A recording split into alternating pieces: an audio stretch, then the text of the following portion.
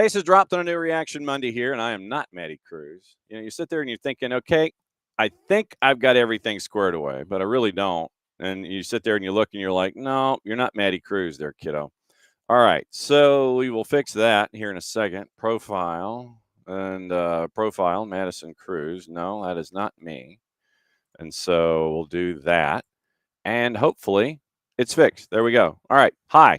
It's another go round of SDH AM. John here, you there. And we got a lot to talk about, whether it's what went down on the weekend with Atlanta United and the craziness, and I'll use that word, two separate 45s that went on at Mercedes-Benz Stadium against Columbus Crew.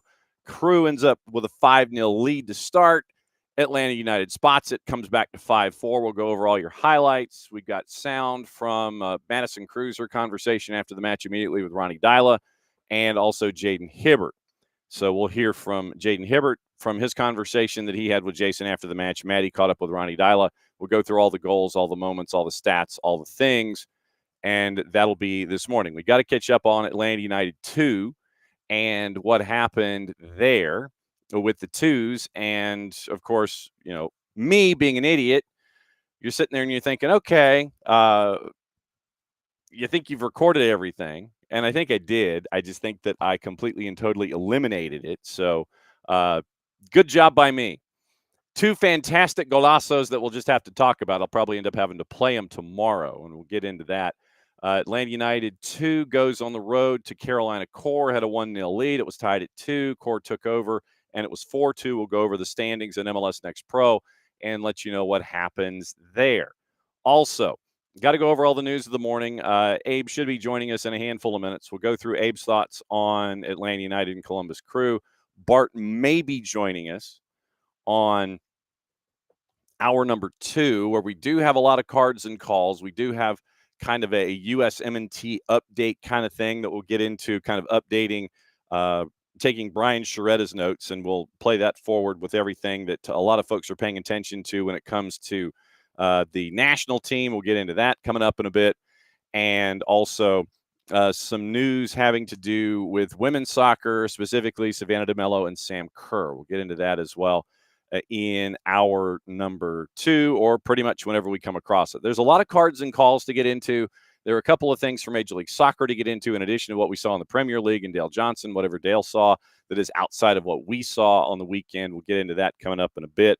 But we'll talk about Atlanta United and the college game, because there was a VAR moment that is confounding at the very least. And so we'll get into that coming up in a sec. Okay, that's the rundown for today. Tomorrow, see if we can catch up with our friend Jason Stevens later today, see if he's back from Portugal to continue our conversation about the economics of soccer and multi-club ownership, because if I remember correctly, his trip to the continent had to do with MCOs. And so we'll get into that with Jason. Wednesday, it is Tyler and hopefully Dylan Butler. We have been told by the NPSL that we will have guests pertaining to a particular announcement, and I think it's plural. So 10:30 on Wednesday, the NPSL has promised us something, and it has to do with the league, and so we'll have that conversation with them at 10:30 on Wednesday. KCD has slipped her time slot to 9:15 on Thursday morning. She cannot be with us on Tuesday, so she has slid to Thursday at 9:15, in addition to the Power Hour with Nino and Nico. And then on Friday, we get you ready for Atlanta and San Diego FC, and we'll play that one out for you. And we have our opposition research request into the club. We'll see if we can track down the individual that we have in mind. Okay. Opening kickoff brought to us by our friends at Kickoff Coffee and kickoffcoffeeco.com.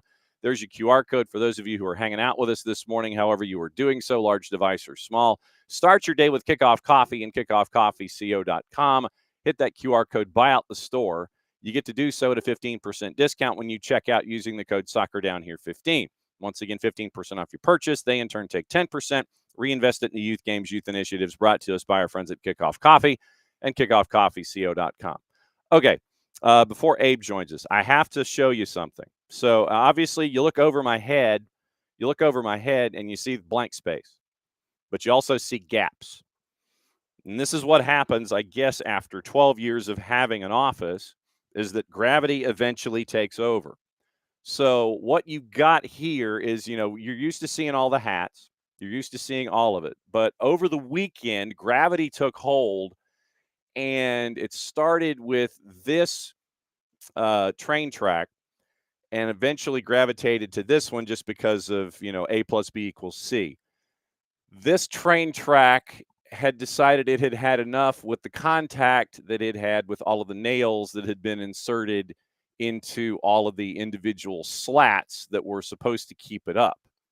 That did not work out completely and totally till the end of time like we would have liked. So you're going to see blank space here for a little bit, because right now, as you notice, the uh, the train track is resting at the moment on the curtains. It's not quite on the curtain rod, but it's on the curtains themselves, and the curtain is keeping the train track, at least the one that started the domino effect, from cascading all the way through. So if I was to turn the camera and you were to look here, you would see that this is dipped as well, and this one is completely and totally gone. So later this afternoon, we're going to have a handyman come in and check it, and probably you're going to see some construction in various stages over the next little while, where this train track is going to come out, and they may have to rework the slats and hammer them back in and come in with some L joints and reinforce on the edges, in the middle, and on the end.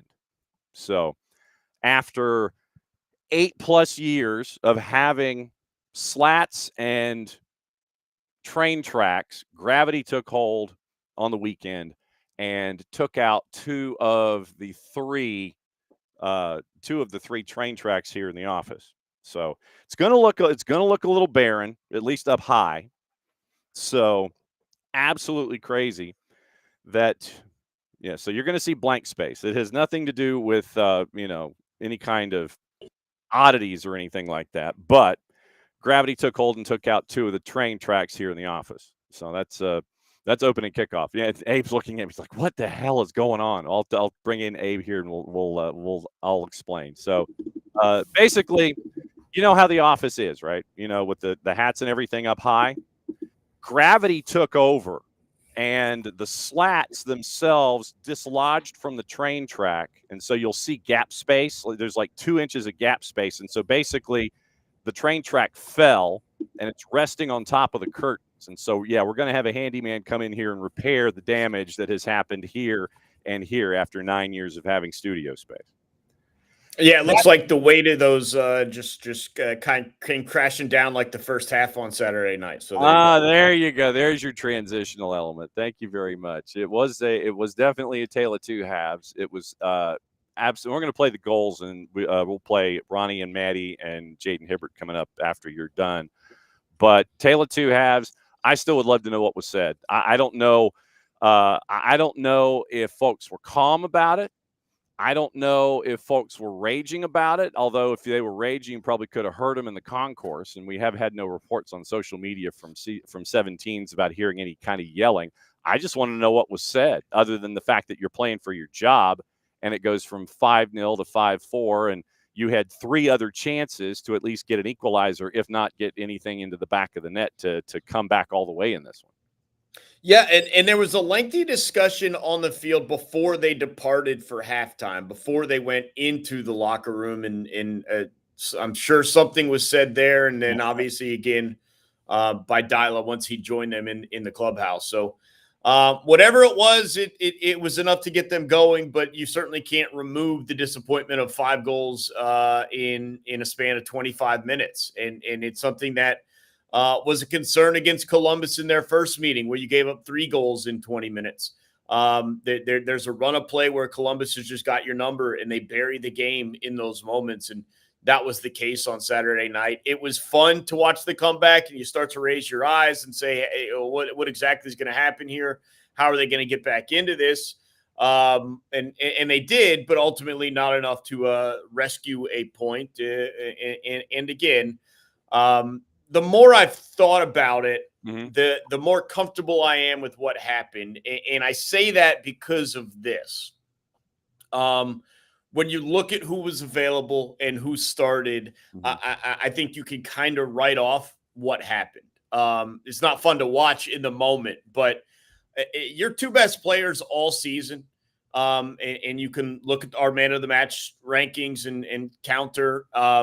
It's been Moronchuk and Bartosz Slisz. There's no question about it. And they've been so impactful in the midfield going forward, but also on the retreat as well. I think not having those guys probably played a larger role than maybe I gave credit to on Saturday night. Moronchuk, I know with international, also reportedly got banged up a little bit. Yeah, the bone so he bruise. Was dealing, a bone bruise. And then obviously Slisz with the yellow card suspension. And the more I think about it, the more I just sat here and said, what was different, right? Because you came into Saturday feeling pretty good, right? Hibbert had come in. You had 2 straight clean sheets. You had the same back 4. You felt pretty good about where this team had been defensively, although part of that was Toronto not looking to engage offensively. And clean sheet's a clean sheet, but that's on them. Right. But you felt pretty good about what had happened. And I was trying to rack my brain. It's like, all right, well, what was different then? Because you felt solid, and then all of the sudden it wasn't solid. What was different? And I just think not having Slisz there in the middle of the defensive midfield, not having Moronchuk there in the middle of the attacking midfield. One up front put a couple different guys in positions they haven't really been used in for the majority of the season. But just not having Slisz, I think probably was a bigger impact than I gave credit to on Saturday night. Hopefully that will see this be a one-off as he returns from his yellow card suspension, because I don't want to sit through another game against a team coming in San Diego that likewise is potent offensively. Yeah, and as we go further on in the week, San Diego's been kind of hiccuping recently, and they haven't been able to find the back of the net a whole lot. It was goalless for a while, and then you end up with San Diego as a 3-1 loser in Minnesota. Minnesota's like, we don't want the ball. Ball's got cooties. We don't care. You can have it. And then what we'll do is we'll take advantage of mistakes and you be very clinical about it. And so that's what you get from San Diego. But to your point, and it's been made in the Twitch pitch already by Alex and others, that you had 3 other goal opportunities by Columbus that were called offside. And then you combine that with 3 chances for Atlanta United, bless you, on the comeback, where Will Riley, before he was removed, he comes in his 24 minutes. He has that one chance, and you end up with Schulte with one of the best self-defense saves I've seen in quite some time. You've got the chance of Moronchuk off the turnover. You've got Pedro Amador just missing the flick off of the back post, and Jamal one late. So there were 4 chances for Atlanta United, 3 more offsides. This one did have Big 12 vibes attached to it. Yeah, and that's probably based on what you were doing coming in, based on some of the issues you've had at multiple times over the season. Probably not the type of game you'd like to get into. No. You'd probably like to find some sort of LSU Florida slog where you can kind of just rely on the defense. The Auburn Mississippi State 3-2 game, which we just had that anniversary. Yeah, that one too. So, up and down the field. I mean, we knew this, that this is not a surprise because we talked about it heading into the Nashville game, and we also talked about it a little bit in Columbus.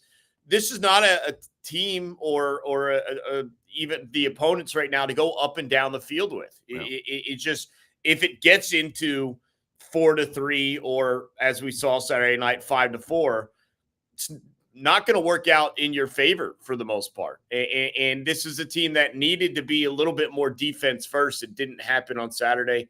Hopefully it is because of Slisz and Moronchuk, and as they return, if Alexi can recover from the bone bruise, I know we did see him a little bit off the bench. Yeah, you can clean some of those things up because San Diego has got a lot to play for, the same as Nashville did, the same as Columbus did. You're really starting to get down to it in the table, and these teams, whether they're in the playoff spot, they're looking to secure a spot, possibly move up a spot.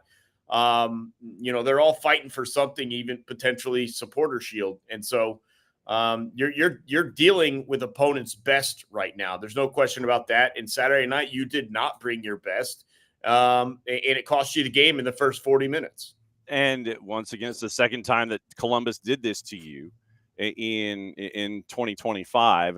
And just for my own edification, I was going to walk through what happened on the 3 goals. And you had the first one ends up with just an awfully weighted back pass. And then you have Mihai trying to come back and make something of it offensively. So it's a back pass. Mihai he's trying to lunge and get to it. He can't, and it ends up with a slam dunk for the first one. So you have a back pass that was trouble on the first goal. And then just down the left-hand side, you had a lot of folks crashing. And we saw this in the first one, where the first matchup with Columbus, where we're so concerned about, if you're an Atlanta United fan, you're so concerned about the back pass going up the cutback cross going when you're playing Inter Miami, because that's their bread and butter. You saw Columbus do it not once but twice, if not 3 times, on the cutback cross, and they had bodies crashing on the back post, and it just turned into a numbers game where you end up with the slam dunks that they did. Yeah, once the ball gets turned over in those situations, you just lose all communication defensively. Everyone starts to panic, and everyone's like, I got to cover this area. This guy's already covering this area. And you just lose players. You lose spaces. You're not in the formation that you need to be in. And that's going to cost you goals. When you crash, when you panic, when you lose communication, you're going to find free runners. And that's going to be the case so often. And obviously, so many goals get scored back post on Atlanta United. It's nothing new, unfortunately. You were hoping running the same 4 back line would help a little bit, but they are still relatively new with each other. And unfortunately, it just wasn't enough on Saturday. But again, you got to be better. You can't turn the ball over. You can't put yourself in those situations, and they did. And you end up with this match, a bit of a reinforcement of what Jamal TRA can give you. You had the moment in the first half where it was the I don't know if you want to call it a true bicycle kick, but you end up with a bicycle kick that was an opportunity for Jamal, and he ends up with 2 goals on the day. And so Jamal up top, when he's healthy, once again, it reinforces what you were looking for from a guy like Jamal TRA. Yeah, there's no doubt about it. I mean, he's the reason you got the first goal in regards to the penalty kick. I know Miggy was the one who literally slotted it home, but he's the one who drew it with a nice cutback and had his legs taken out. And then obviously the brace himself in the second half. So TRA continues to be impactful. It would have been nice to have had Latte Loth at some point back from the muscle injury he's dealing with, but it is good to see that TRA, when at whatever the role it is, steps up there and gets his body involved and does everything he can. It's interesting to see him stay confident when he loses stretches of playing time as Loth returns eventually. And then when called upon again, it immediately gets right back into it. And you can see the interaction he has with the other guys up top. He's involved in plays, even if he doesn't have the ball at his foot.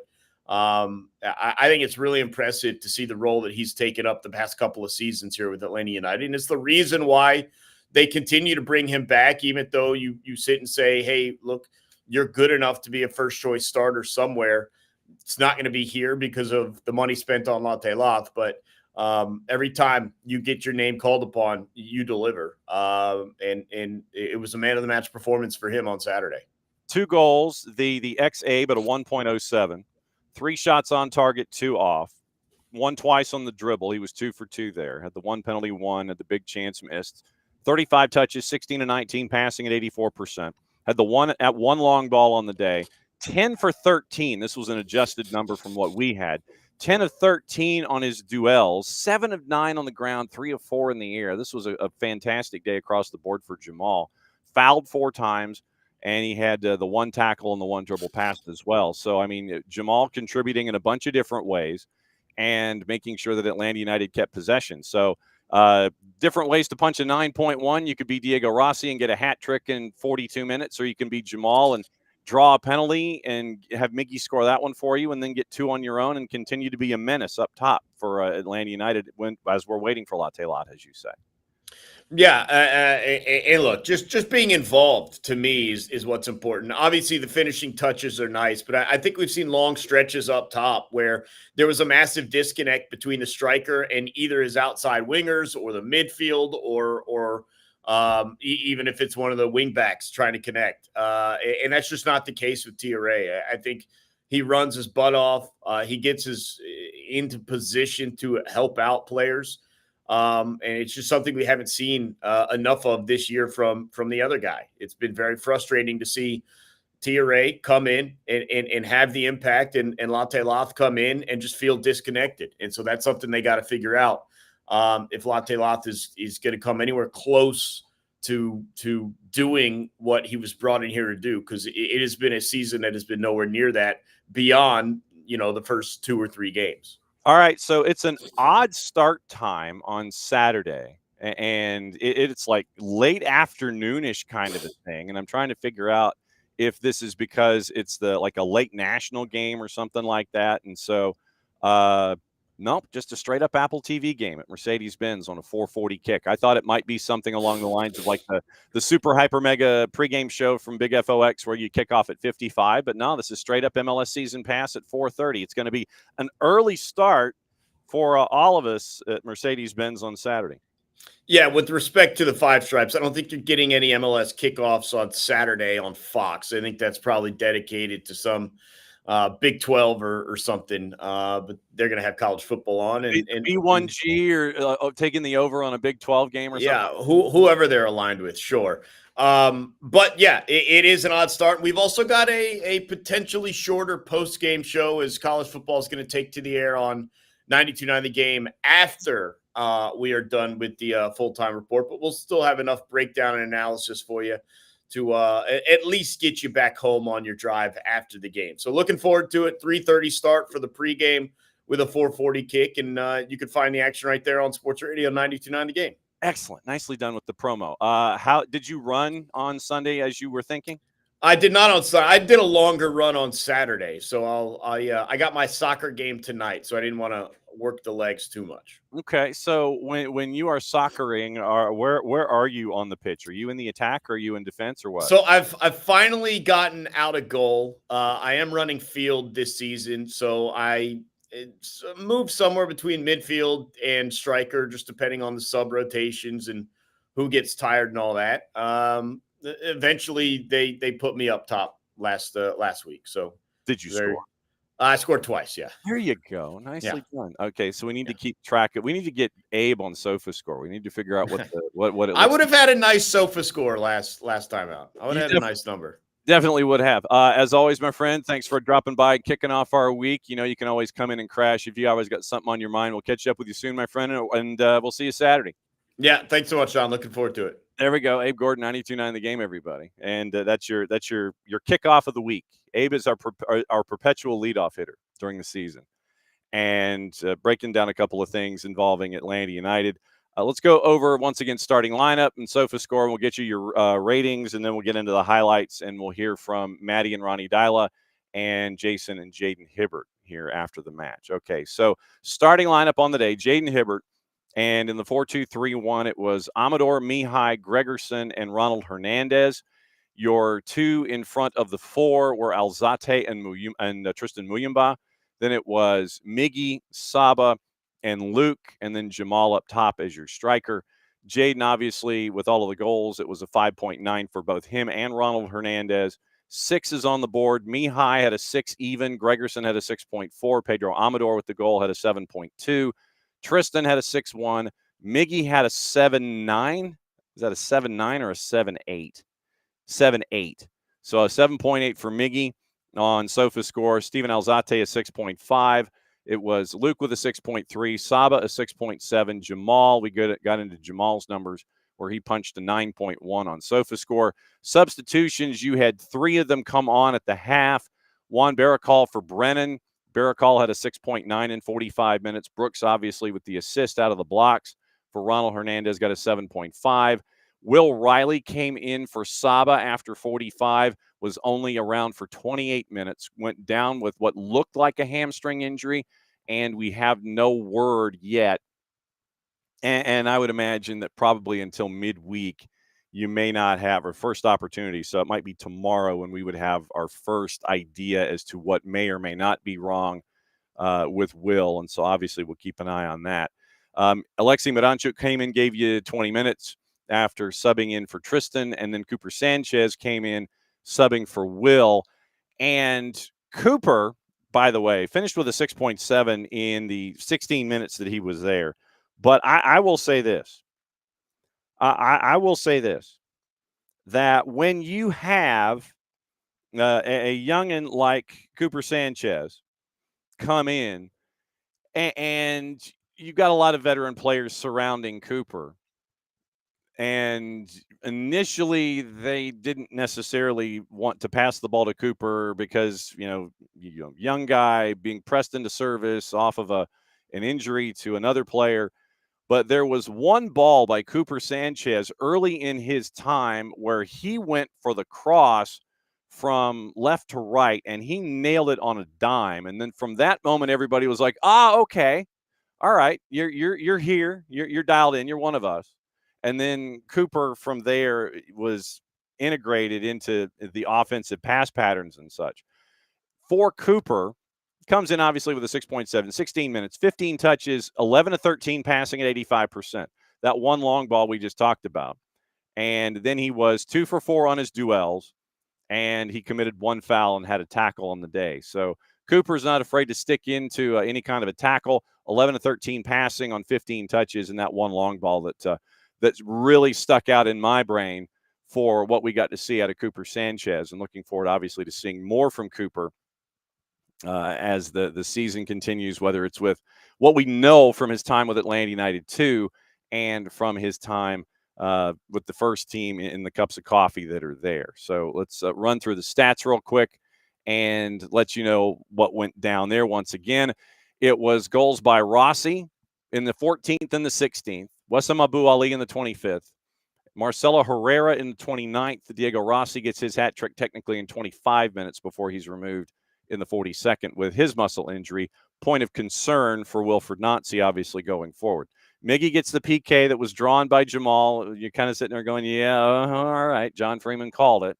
But you end up with Miggy getting the PK at 45 plus 3, Pedro at 46, Jamal at 50 and 88. And once again, we mentioned the 3 chances that, at least off the top of my head, that Atlanta United had going along. You had Will, you had Alexi, you had Amador at the back post, you had Jamal at the back post late off of a flick header, just missing the connection there.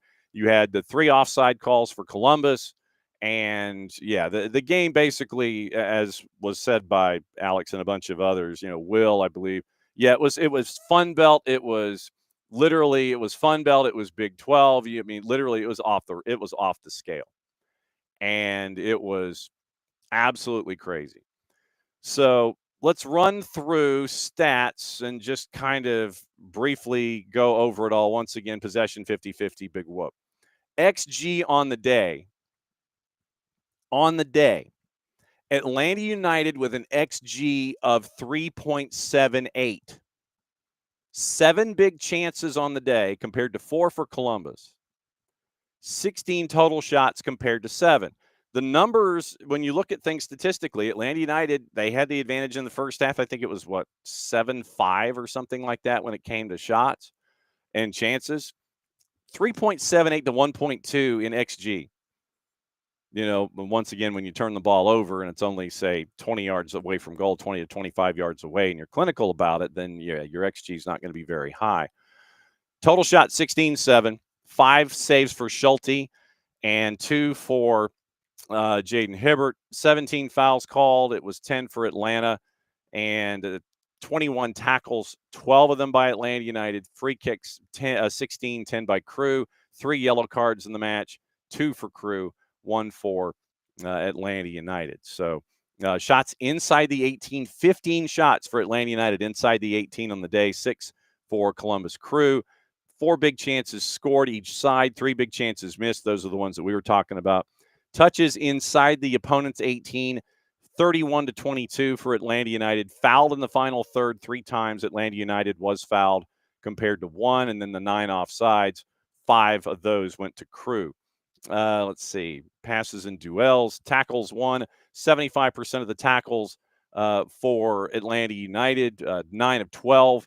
And then total tackles, it was 9 of 11 for total tackles 9. So 12 of 15. Sorry, 12 of 15 for Atlanta United, 9 of 11 for Crew, 5 interceptions, 3 for Crew, 78 recoveries, 40 for Atlanta, and 38 for Crew. 29 clearances on the day for Columbus Crew, compared to 11 for Atlanta United, and then 2 errors leading to goal. This is an actual statistic on SofaScore. 2 errors leading to goals, and those are those back passes and that got folks into trouble. So 2 errors leading to goals there for Atlanta United. So those are the numbers getting out of our friends from SofaScore, getting you ready for this one. So let me say good morning to everybody, and we'll roll into the highlights in the post.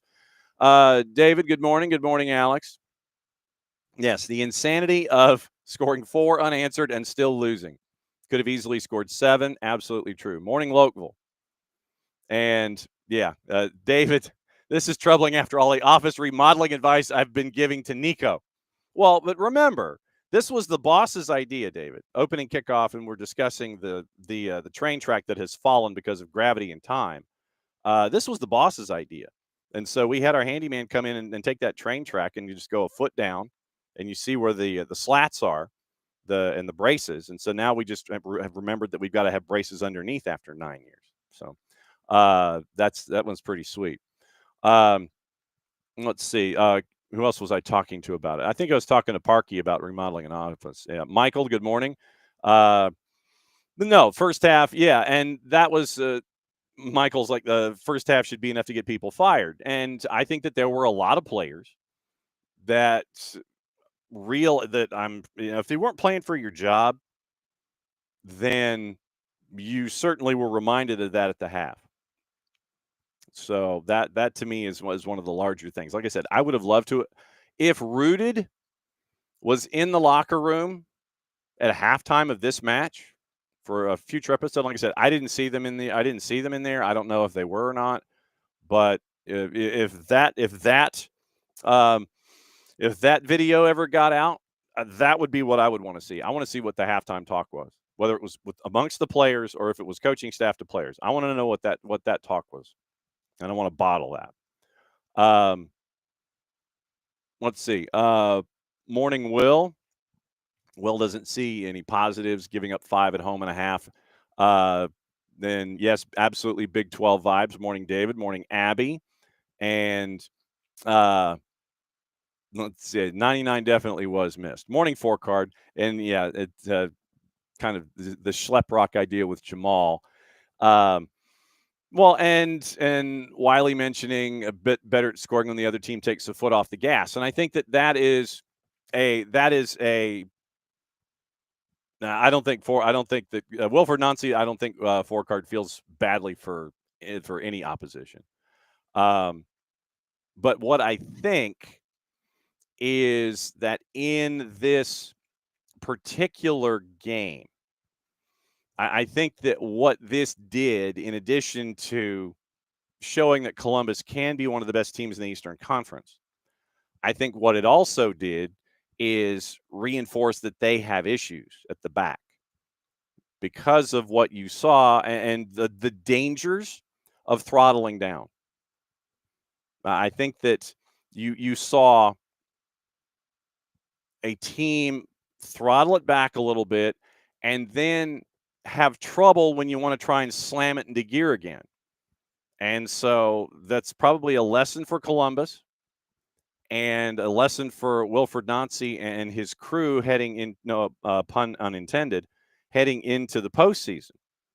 You've got to be right at it 100% from minute 1 to minute 90 plus. You can't throttle it down. But what you did see from Atlanta United, obviously, you saw, which is what you'd like to see over a full 90 minutes, don't get me wrong, but you saw Pedro Amador playing really well in the second 45. You saw a great imagination from an AME high on the Jamal goal where he goes around Schulte. And, Patrick Schulte yelling at his back line and his defense. once again, that's going to be something that's going to hang with me as we see Columbus going forward, especially in the postseason. The issues that we talked about at the back because of minutes and travel and lead and all of that stuff. If you were an individual who was looking at juice boxes in Columbus, you got to see something that you might want to sit there and put in your hip pocket going forward in the postseason. So I loved what I saw from Cooper Sanchez when he was pressed into service. Loved what I saw from Will Riley when he was pressed into service with the substitution after 45. So in a season that has been as frustrating as this one has been, I think that this is another example of the younger players coming to the fore, the newer players starting to integrate and seeing what they can bring to the table, and the auditions for everyone else for the end of the year, and if they are to be considered for next season. So, once again, remember, there are some decisions that need to be made. And I know that a lot of folks are sitting there and, not probably as much as me, but they're wondering, okay, what about this and this and this and this? Contract decisions to be made at the end of this season. Brooks. His price point is very high. I think it's around $800,000. He has an option year coming into 26. Other 25s to 26s, Jamal, who is a 25, and he has an option for 26. And if we were to look, I love how the folks at Norton think that me going to the MLS Players Association website is a bad thing. It's an unprotected website. Click here to gain more information. Well, I don't want more information. I want to get into the website because I've been there before. Jamal, base salary of $700,000, guaranteed comp $730,000. That's a question for 26 about picking up that option year. Josh, contract through 25, option for 26. Brad, out of contract. Ronald Hernandez, 25, option for 26. Those are the senior roster spots that have to be discussed. And those are just the recent contracts that are out there. At the end of this season, I'm not talking about folks that have contracts that are ending in 26 or 27 or anything like that. The immediate end of season contract discussions. Supplemental, Matt Edwards, contract through 25, options for 26 and 27. Jay Fortune, out of contract this year, option for 26. You better pick that up. Jaden Hibbert, contract through 25. Same for Will Riley, option years 26, 7, and 8. And Cayman Togashi has a contract through 25 with an option for 26. So you have 1, 2, 3, 4, 5. You have 5 on the supplemental side that you have to decide about. And you have, what did we say? Brooks, Jamal, Josh, Brad, Ronald. So 10. 5 supplementals and 5 seniors. And like I said, that does not include if they want to decide on anyone who has a contract that ends after the 25 season. A 26, a 27, a 28 with option years to follow. We're talking 5 senior slots, 5 supplemental slots. That's what has to be decided in the immediate contract year for Atlanta United players coming out of this season and heading into 26. So those are the markers that are there. Like I said, Brooks has a contract that's $800. Let me get the exact number. Sorry, $740. Okay, so he and Jamal are about the same price range. So Brooks, base and guaranteed, $740,000. So he and Jamal are in the same ballpark when it comes to, okay, we have to figure it out. So Jamal guaranteed at $730, base of $700. So those two players with option years, $700,000 or more that you have to figure out if you want to hang on to them for whatever reason. You like A, B, C, D, or E. So those are so 10 decisions that have to be made.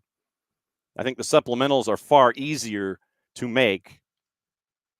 Those are the 5 pictures that I would anticipate of, you're sitting at the desk, the pen's elevated, you're smiling over the contract, but your pen is not touching the contract. Those 5 pictures for the supplemental slots, those should be pretty easy.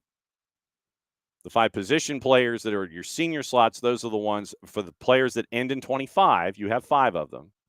Those are the decisions that have to be made at the end of this year. Do you pick up options, or do you let them go, or do you renegotiate, or do you bring them back? Whatever the proper terminology is that you want to use in those situations. So 5 senior, ending in 25 with options or just out of contract, and then the 5 supplementals, which should be slam dunks to pick up options for 1 year or 2, 26, 27. Depends on if you want to sign them for one with an option for 1 or pick up both option years.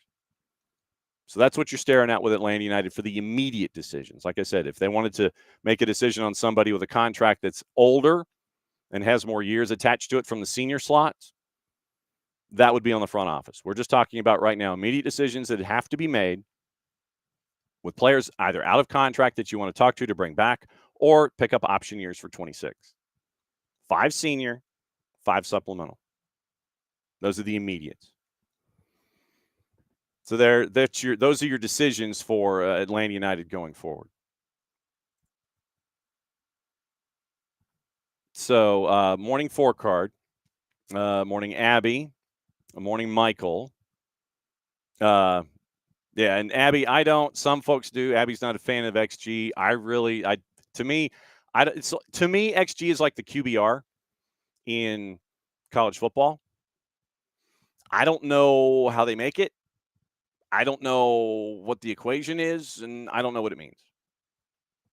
But you look at XG from a perspective of 3 times greater than Columbus opportunities. That just translates to me that opportunities were there. I don't know how is it, geographically based, where if it's anything from 0 yards to 12, it's a higher number and a percentage. I have no earthly idea how XG is created. I really don't. I have no idea.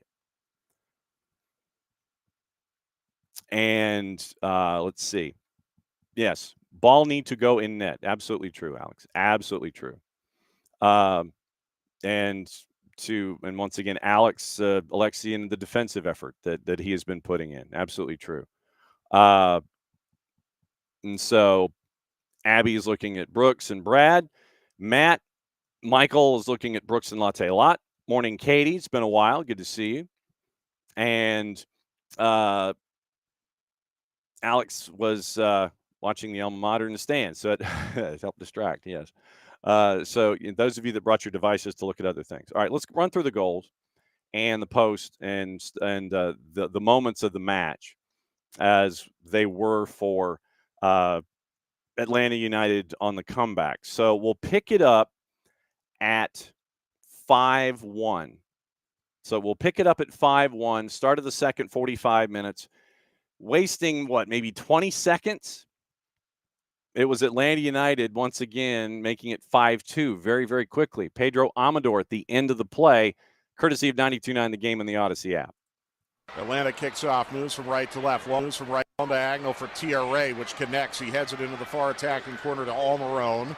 Miggy now to the overlapping Lennon with the cross to the back post header. Score! Okay. It's now 5-2 as Pedro Amador scores for the first time this year. This game.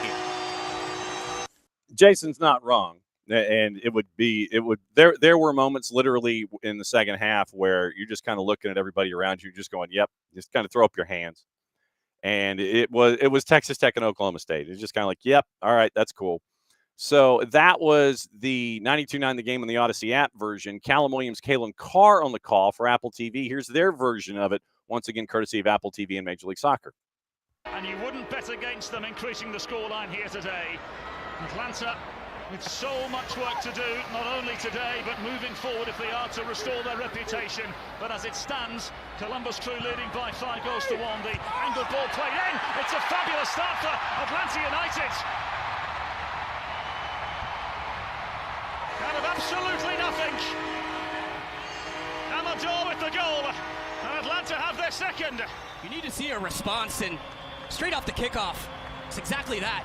They play long, they play direct, they win the first one. You can see Almiron running off him and stays patient, picks his head up, sees the overlap. Brooks Lennon's just come into the match, stands it up well. That's a great finish there on the backside there. Good patience from Atlanta, coming out strong, being the protagonist.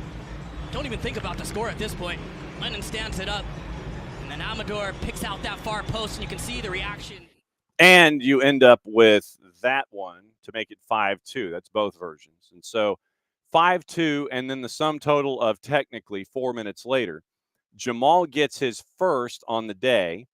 Could have been his second from the bicycle kick. He didn't leave his feet, but it was a fun volley back. So I don't know if maybe it was a tricycle kick. I don't know, because the training wheels were still on the ground. But Jamal gets his first in the 50th minute. Here is that call. Mike and Jason, 92.9 The Game in the Odyssey app. Mahai, now Mahai, a call behind center circle, squares it over to Mahai on the left side. He'll pitch over the top for TRA, a 50-50 ball. Oh, and it's off the toe of TRA. He bodies it down and shoots and scores! And now it's 5-3! What a ball from Inea Mihai! What is going on? If you left the stadium, if you're in your car, if you're outside taking a smoke break, come back, because Atlanta United has woken up in a big way. Once again, Mike and Jason, and the one thing that now that I'm playing all of these highlights back, you end up with just the throw up your hands laughter that you hear from Jason off to the side, because the game was just crazy nuts, bonkers, choice D, all the above. All right, so that was 5-2 from 92.9 The Game's version. What about Callum and Kalen? How did they respond? Here's their version, Apple TV and Major League Soccer. Who did relegation with them before arriving on loan at Atlanta United. There's Mihai, the Albanian international. Forward now for Tiahe, who's found a lane behind here. It's Tiahe! Now then, with his fourth of the season.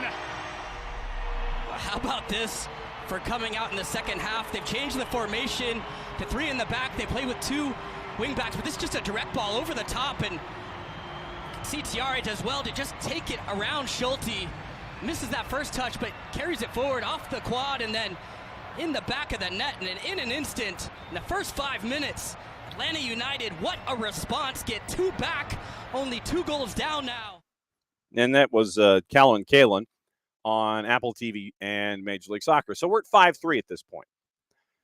So 5-3, and we talk about the other chances that were there that were close for Atlanta United. We mentioned the Will Riley chance, and then you have the Miranchuk chance where he kind of was like, okay, and it was right-footed from Miranchuk, and I think this was lost on folks, where Alexi was inside the 18 trying to figure out if he had someone he could pass to, and that was closed down. He goes with the right, and Schulte saves it there.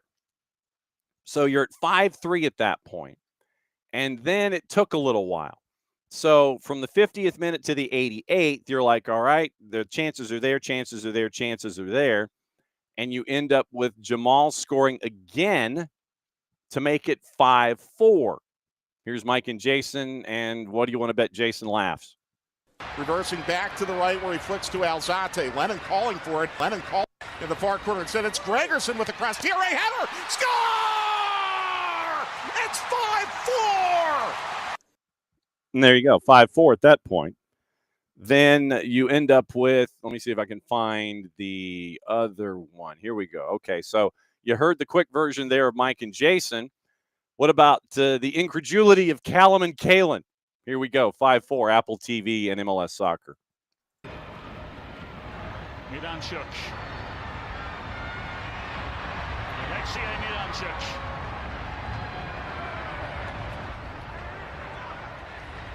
Gregerson's ball in. Tiare! Oh, yes! In! From 5-0 down, Atlanta scored their fourth. It's Been a tale of two halves, and guess what? There's still time left. Gregerson, the center back, stands it up, and Tiare exploits the space, and it's been exposed. Columbus in the center back position. The box defending has not been there, and Tiare is happy to come in between the two, behind Shaberko and in front of Morera to put it in the back of the net. It's 5-4. Not wrong. And yeah, you had the chaos there. And yeah, David, the Alexi chance, I think that was the one I was trying to remember. I couldn't remember the when, but that was the I think that was the right-footed chance from short distance with Alexi Miranchuk, and that could have tied it there as well in in the late 80s. So you end up at 5-4, and that was your, as Derek calls it, the drunk uncle games. It's a Big 12-18 game. It's a drunk uncle game. It was just absolutely crazy. It should not have, under any circumstance, gotten to this point. And I know that a lot of you were probably having something of flashbacks, kind of like the matchup with NYC earlier this year. But yeah, I mean, by the end of it all, once again, 5-4, and Atlanta United is eliminated from postseason play in 2025 in Major League Soccer. After the match, Maddie caught up with head coach Ronnie Dyla on the field, and what Ronnie said is not wrong. What he said is absolutely not wrong, and I think a lot of us can share in what Coach was saying after the match. Once again, courtesy of our friends at 92.9 The Game and the Odyssey app. Coach, what did you see from the touchline? It was a crazy game. I don't think I've experienced something like this in my life. I think we started really good. I think we had some really good opportunities with crosses, set play, have them under pressure, and then every time they attack, I felt they were dangerous and they score goals. And they had 5 shots on target and they score all of them. And there's 2 big chances. So we are not closing the center good enough there. We have way too easy to score on today. But we had always chances, and the craziest when we got up to 5-2, I feel like really we can win the game. We can. That's the crazy thing, and we have to give everybody big credit for the morale and how hard they work. But it's crazy that we come out and lose this game in the end. And they are very, very good team. I have to say that offensively they are very good. We knew if we defended well, we will get our chances, but we didn't defend good enough today in the first half. We give them 2 big chances, and then we have to chase, and we did it in a good way, and in the end we should have a pointer. So it's very difficult to say anything because it's the strangest I've seen. Going into halftime, it was 5-1. What was the message from you to the team in the locker room, and also what did you make of the response in the second half from the guys to come back the way they did? We changed the system, because we get run off in the center too much. So we had more players in there, go to a 3-5-2, and we get good effect at once. We scored 2 goals very quick, and then of course the game is alive, and we had unbelievable chances to score more goals. So the second half was very, very good, and the first half was not terribly bad. That's crazy to say, but we give them 2 easy chances. But we also have to take advantage of our chances, and the times we get into the box is so we have to have more clear-cut chances when we are so many times in around the box like we are. And but as I said, Columbus is a very, very good attacking team, and today they went too quick for us in some of the phases today. 5 games left in the season. What do you want to see from the guys as these next games come around? We need to keep on going. We want to develop ourselves. We want to get better every day. We have a lot of changes in the squad. We need to use every game now to get something out of the last games to be ready for next season. That's important. We want to win and also, give supporters everything they deserve to have. So that's what we're going to fight for in the last games. Thanks, Coach. Appreciate it. That's Ronnie Dyla and Maddie after the match on the pitch at Mercedes-Benz Stadium. So no real surprise. The new guys coming in, integrating. It's an audition, and has been for a while. So the audition will continue for players for the next 5 matches, and it starts with San Diego coming into town on Saturday afternoon. Jason and Maddie caught up with Jaden Hibbert after the match. Here are Jaden's comments, once again, courtesy of our friends at 92.9 The Game and the Odyssey app. What wasn't right in the first half where we haven't seen a defensive performance like that this season? What wasn't right? I think maybe we're just not on the same page, but it's something to look back and reflect on. You can't hold one individual accountable. But yeah. What in your mind does the response in the second half say about this team? Yeah, resilience. We're tough, thick skin. We take personally. That's, for me, it was extremely embarrassing to take 5 like that and see some fans walk out before the half. That's tough. So I think buckling up your pants, pulling them up, and ready to step out and do some real business, I thought was amazing from the team. And it's good for the fans to see that too, for a step in the future. So I think it was a good response. It helped us. Have you ever had a roller coaster kind of game like that in your career, even as a kid? Oh yeah, like I said, in college I had a tough one against Syracuse one time. I think it put 4 in the first half, similar, maybe it's 3, but like I said, mentally it's tough to stay in. I thought we did well. Everyone's picking each other up. So Jaden Hibbert with Jason after the match, 92.9 the game in the Odyssey app. And so, Jaden had a lot of things, you take things like that personal, and you should. And so once again, the defensive lapses and trying to organize and orchestrate who's going where. But once again, I think it reinforces not having Alexi out there defensively, not having Bart Sleesh out there defensively. And then you're trying to, with new players and combinations and such, because I don't think Steven Alzate and Tristan Muyumba have played together all that much.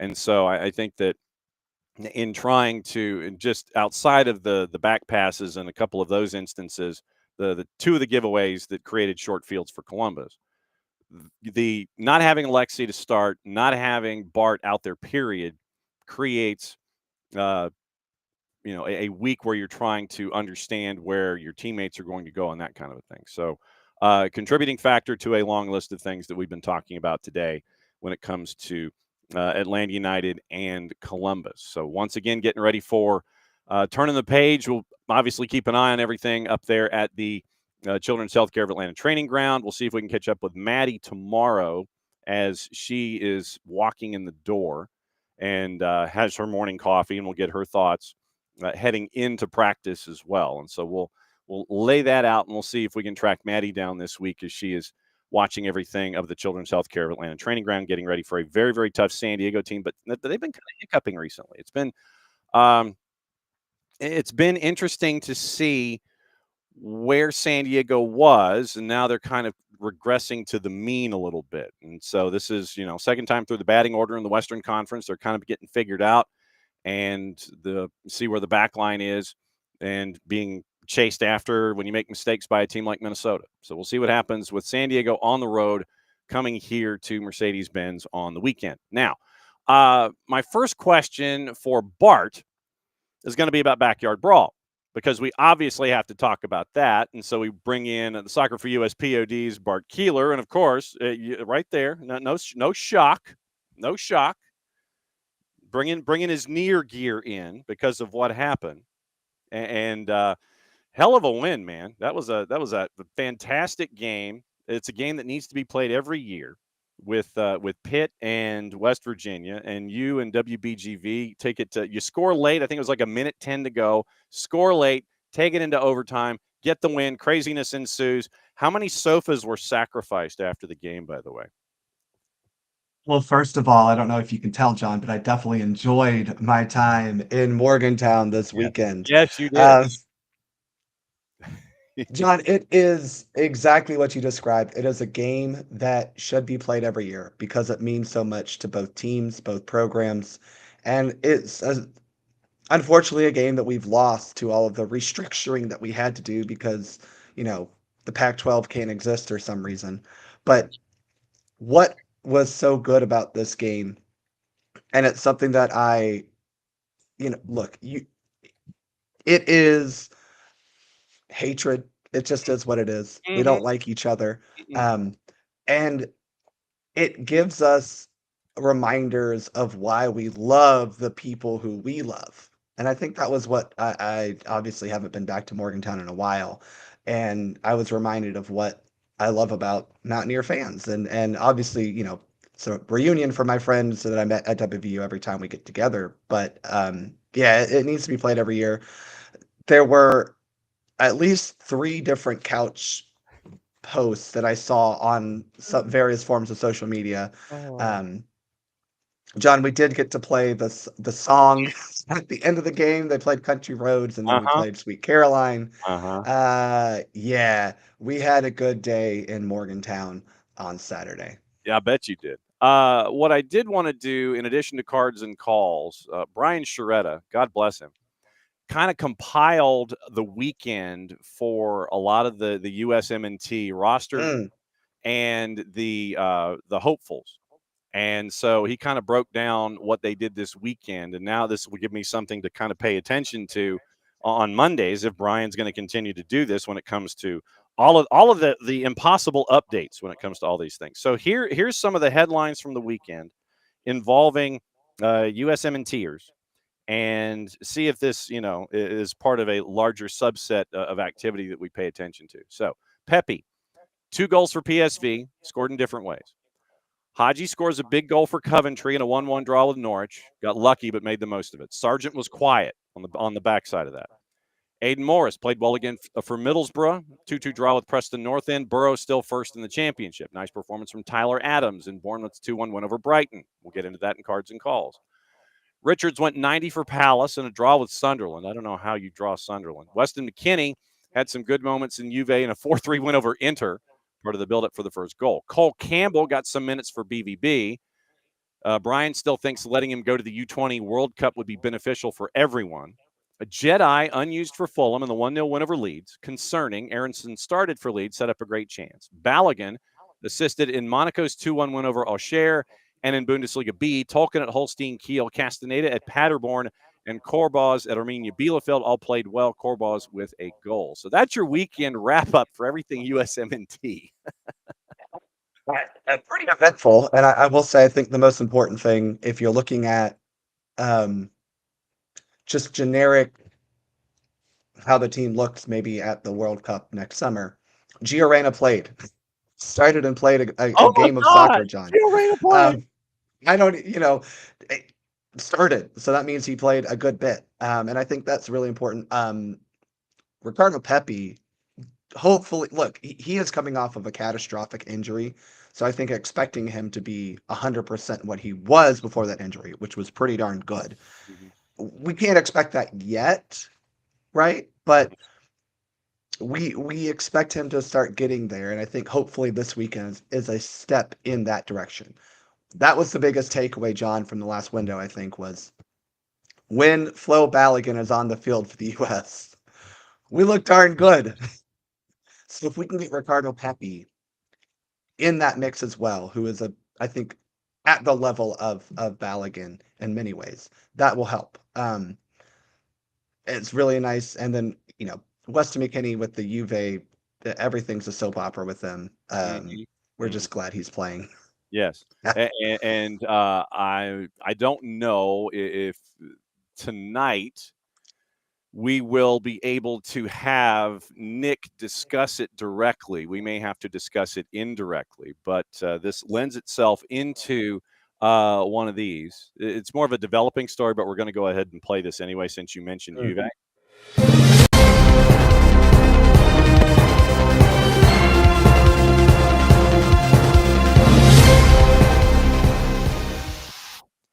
Tonight, 8 o'clock, it is the return of soccer over there.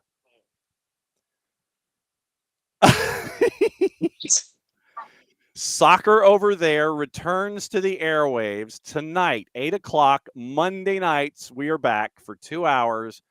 Monday from 8 to 9:30, we discuss everything going on around the planet.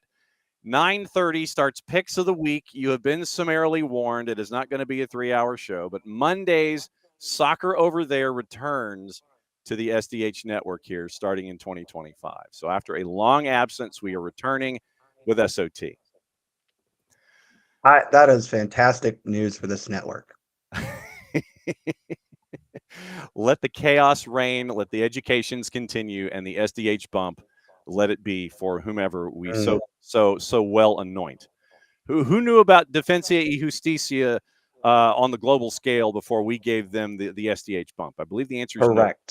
Correct. Who got to find out about BG Patham United and the angry robotic bunnies? I believe the answer to that is no one. Who found out about Almirante Brown and the fantastic history that's attached to them before soccer over there came about? It was all of these teams that you need to find out about. We let you in on and gave the SDH bump to. The SDH bump returns with the return of SOT starting 8 o'clock tonight. There you go.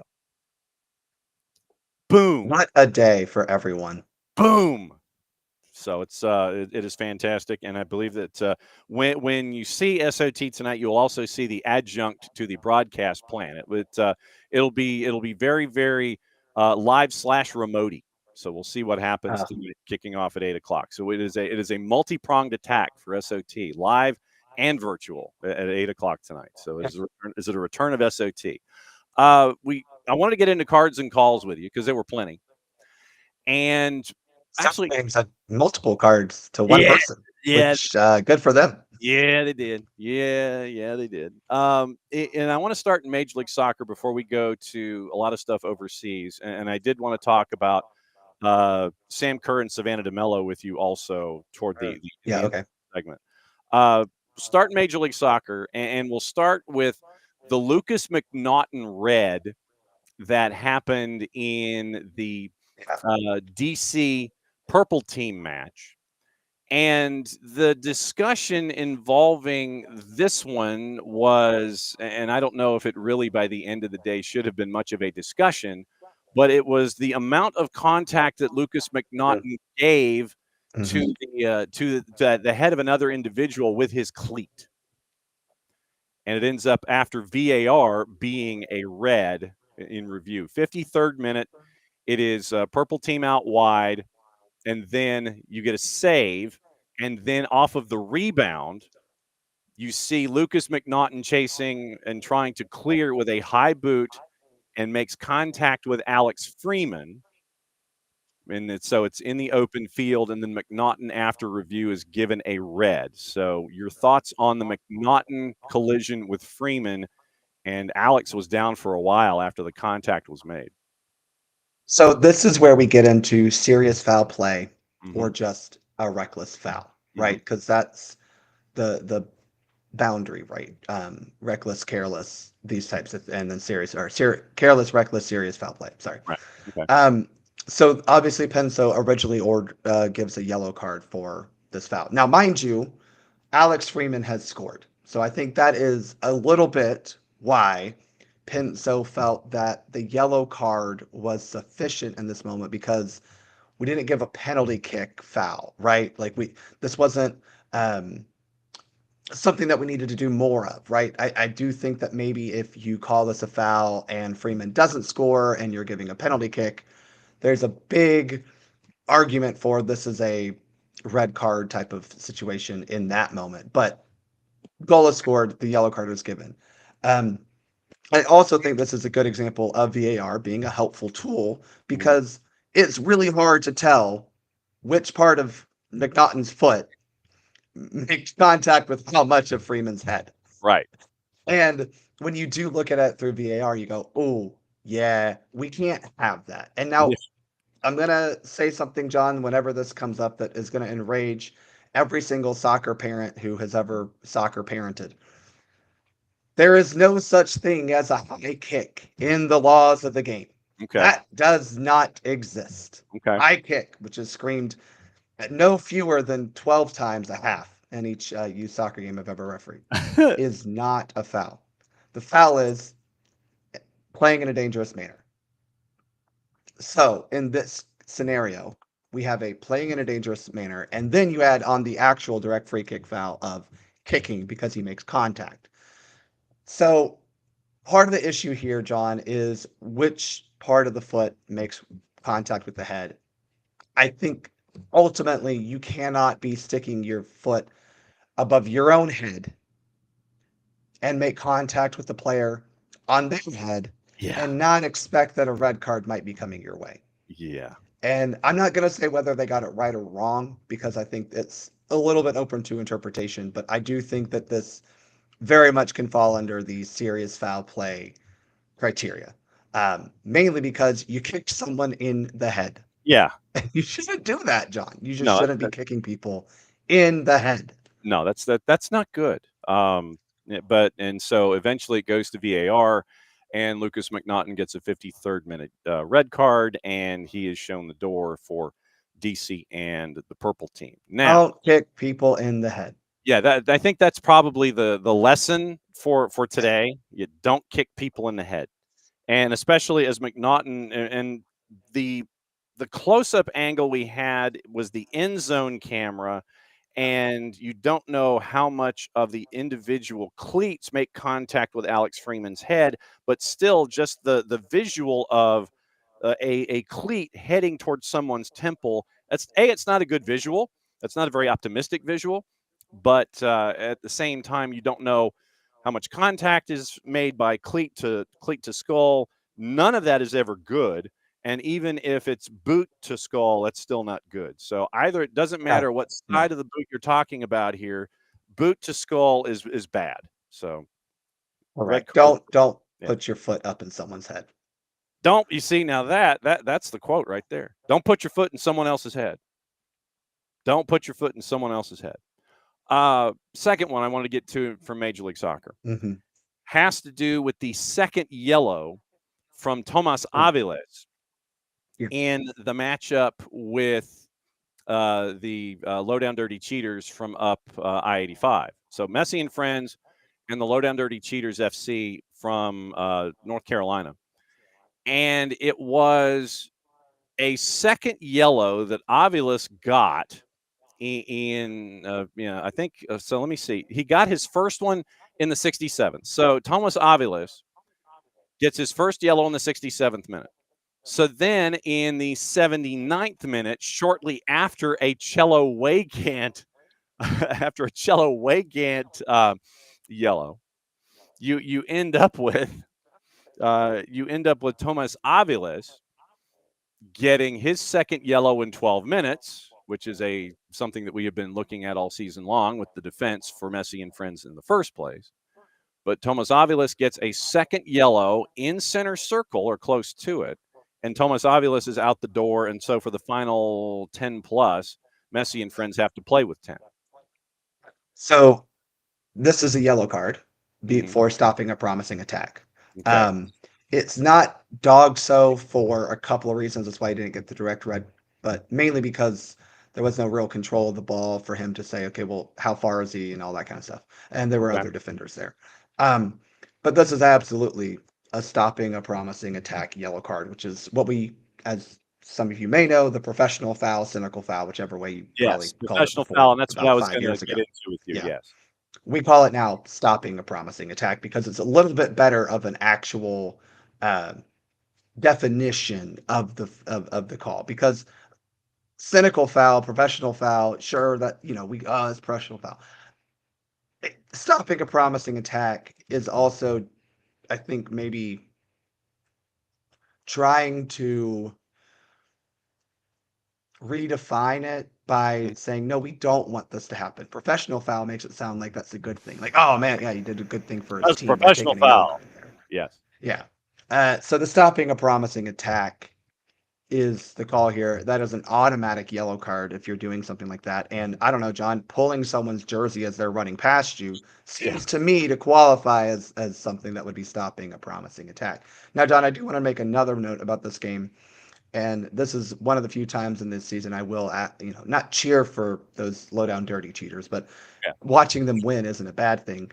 And Christian Polina with an amazing save on Messi to and then, I guess, launch a counterattack. But even the greats try Panekas and miss. And kids, I will once again, just bang it into the top corner. That's how you take a penalty kick. Bang it into the side netting. Don't try to be cute. Bang it into the side netting. The goalkeeper won't get there. Because if you get wrong, you look foolish. Because Polina one-handed standing up, man. That was awesome. He stood his ground, and he was asked about it after the match, and he said that usually Messi wants to try to have you make the first move, and he's looking for the keeper to make the first move. Kalina stood still. Messi went Panenka, and Kalina stood his ground. For those of you that have not heard, go to Will Pelagic's 280 character app feed, and he has his call of that particular moment. And I mean, we know Willie P hits octaves. We know he does. I'm hoping he took Sunday off. Oh man, because of the octaves that he hit on the save of the PK of Messi by Kalina. So we know of octaves, but go to @WillieP Style on the 280 and go to the media section. It's posted. But I think Will Pelagic hit an extra gear of octave on that particular stop. I think they've now won 9 in a row or 420 in a 10. row, something 10. like some ungodly number. So massive octaves hit by Willie P in that matchup, and understandably so. John, I have a question. Before we go further, can I ask an Atlanta United question? Sure. And I do apologize. No worries. That's all what right. is it with international breaks and destroying anything this team had good going? I think we should ban international breaks. Then I'm out of a job. No, you're not. No, you're not. No, it's just simultaneous acts. It's just, if people leave, then you don't have. You're talking about things simultaneously than the rest of us. See, normally you get to sit there and you get to have the time all to yourself. But if you were to eliminate international breaks and then you'd have players go and play for their national teams in windows, then you'd be with us and you'd be filling in the rest of the space instead of having the spotlight on you in international windows. You'd be here with the rest of us hoi polloi. You would be with us common folk as we sit here and we try to break everything down. You'd be a part of things as opposed to having your own solo space. That's my only comment about Atlanta United, because it felt like we were doing something that culminated with that win against Nashville. The other lowdown. If it's low down dirty cheaters, one direction is it? What are they up that? What are they up that way? Are they? They might actually be the low down dirty cheaters, since they come from the same state as that quote was originally attributed to. Okay. So maybe we just have 2 low down dirty cheaters. Okay. So low down dirty cheaters, northwest and northeast. So northwest. 75 and 85. 75 to 26. Yes, the 75. The low down dirty cheaters 75. Low down dirty cheaters 85. David though lets us know conspiracy theory. The only thing missing is the helicopters underneath us here. Does this not get Ovilus his additional MLS suspension to miss the Seattle rematch? Well, yes, it does. I don't think that it was in the moment where we haven't talked about that, John. Ovilus does his Arthur Murray bit and does the spin move like the West Coast swing. So Thomas Ovilus is doing West Coast swing, and he's ad-libbing a music number and keeps Toklamati from scoring. So you end up with that. But as a matter of impact, David, yes, it does get Ovilus away from the midweek. So you don't have Suarez in the midweek. You don't have Ovilus in the midweek. All that leaves you is Falcone and Chelo Weigand and Sergi Busquets. And I think that's it. But yes, so you wanted to discuss what we were discussing with a lot of folks last week, since we didn't have the chance to discuss it with you last week. Well, let's just say this. I was concerned legitimately that MLS would not take action, because yes, there are stipulations within a player's contract with the PA and everything about if you do stuff like this stupidly in other competitions, you can still be sanctioned by the league. Right. I thought it was going to be a fine, to be quite honest. So, hey, here's $25,000, which to Luis Suarez is. And we heard nothing of fines, to clubs, or anything. Right. I'm a little shocked that there weren't fines to both clubs from the Leagues Cup, because they can fine and they can sanction clubs themselves, as could MLS. Lack of institutional control. Yes. But I'm stuck in 2 minds here, John, because this is the fan in me versus the league administrator official type person, in me. Right. I understand why 3 games was given, because that is a pretty standard for physical altercations in matches like this, mass confrontation, stuff like that. Right. We've seen some that are a little more, but for the most part, 3 games is about what you would give for someone who, again, with their first incident that MLS has had.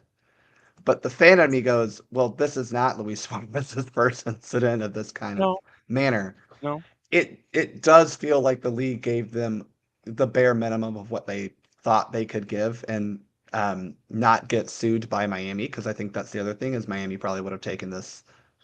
They would have challenged and appealed and all these things. So I think this almost feels like a settlement in ways that they said, okay, well, we can give them 3 because that's a very appropriate. Yeah.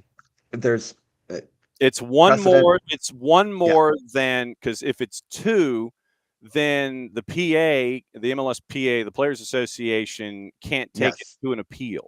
If you go 3 higher, is yes, 3 is the magic number, and you can go from there, and then the PA can appeal it if they so choose. So that's the thing is the PA absolutely would have, Miami absolutely would have, and so that's why I think the 3 was like we know we can do this because of the standards and the precedent, right? As opposed to, I think he deserved more games, to be just flat out honest, because one, I think in this match alone there was more than the spitting incident in that post match that involved Luis Suarez. Absolutely. So that's number 1, and number 2 is this was it just take it easy. I think that's just, it was more than that, and he was the instigator. He was he was all the bad things. Yeah, he and went after Obed Vargas as soon as the whistle blows.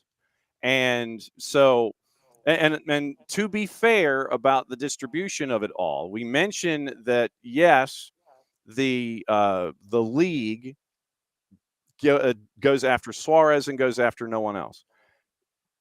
They didn't do anything with Jackson Reagan. They didn't do anything with Jay Bell. They didn't do anything with Aviles. They didn't do anything with Chelo Wegan. Didn't do anything with Maxi Falcone, who had, I think, Vargas in a rear naked chokehold in the middle of that pile. I think, John, we talked about this a little bit, or at least you did. I remember hearing on some show. I think there was some understanding of the league of Jackson Reagan and Obed Vargas are going to have Leagues Cup next year. Yeah. They're going to feel the punishment of the Leagues Cup sanctions. Luis Suarez isn't. He ain't gonna miss a Leagues Cup match. You can't miss it if you don't show up. You know, I mean, I'm of the distinct impression that he's pretty much going to go south and take care of the club that he and Messi created, which is fine. That's what he probably should do. I mean, he's going to go back, not home, but he's going to go back home. Yeah. As a guy from the South American continent, he's probably going to go back there. So I think the league understood that to an extent. And I think it's fair to say Suarez was the worst of the offenders because of, again, multiple incidents. And this is not to excuse violence, but taking a swing on a guy or holding him in a headlock in the middle of a fracas, that is unfortunately, it's a byproduct of I get why that happens. Yeah, it's a byproduct of a bunch of dudes bumping into each other. Yeah. The spitting incident is to me a way worse incident. And I mean, for me, you look at that pile, you see Sergi Busquets, and I know that we got into this, I think it was with Dax last week, where Sergi Busquets, and it's Sergi Busquets, but Dax did mention the tall, skinny dude, yes. That Dax did mention that we didn't have all the angles. We saw what was being produced on television from the truck, but we didn't have all of the angles of everything else that may or may not have been going on. And so to Dax, I will stipulate that Dax had that, and that we have to consider what we don't see and what else we don't see. But Sergi Busquets, basically, you see it's him because it says Sergio 5 on the back of the jersey. And he gives Obed Vargas a short little right. And I mean, literally it looked like one of those, like when we were growing up, it was like the finger puppet where you sit there and you can put your hands up and you can have the football cheerleader guy take his hand and he could go like this, That's what that looked like to me, but still, nevertheless, you threw a punch and you landed it no matter the severity. And that was one of the things that was a question that I wanted to ask you about that kind of has to deal with severity of event that leads to either a foul, a card, or an expulsion. We get it. You got into the whole thing with Lucas McNaughton, and I think that this comes back around to us is what we were talking about here with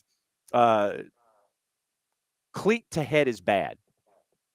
Doesn't matter if it's the studs, if it's the instep, or if it's, the back heel. The idea of that to the side of the head is bad.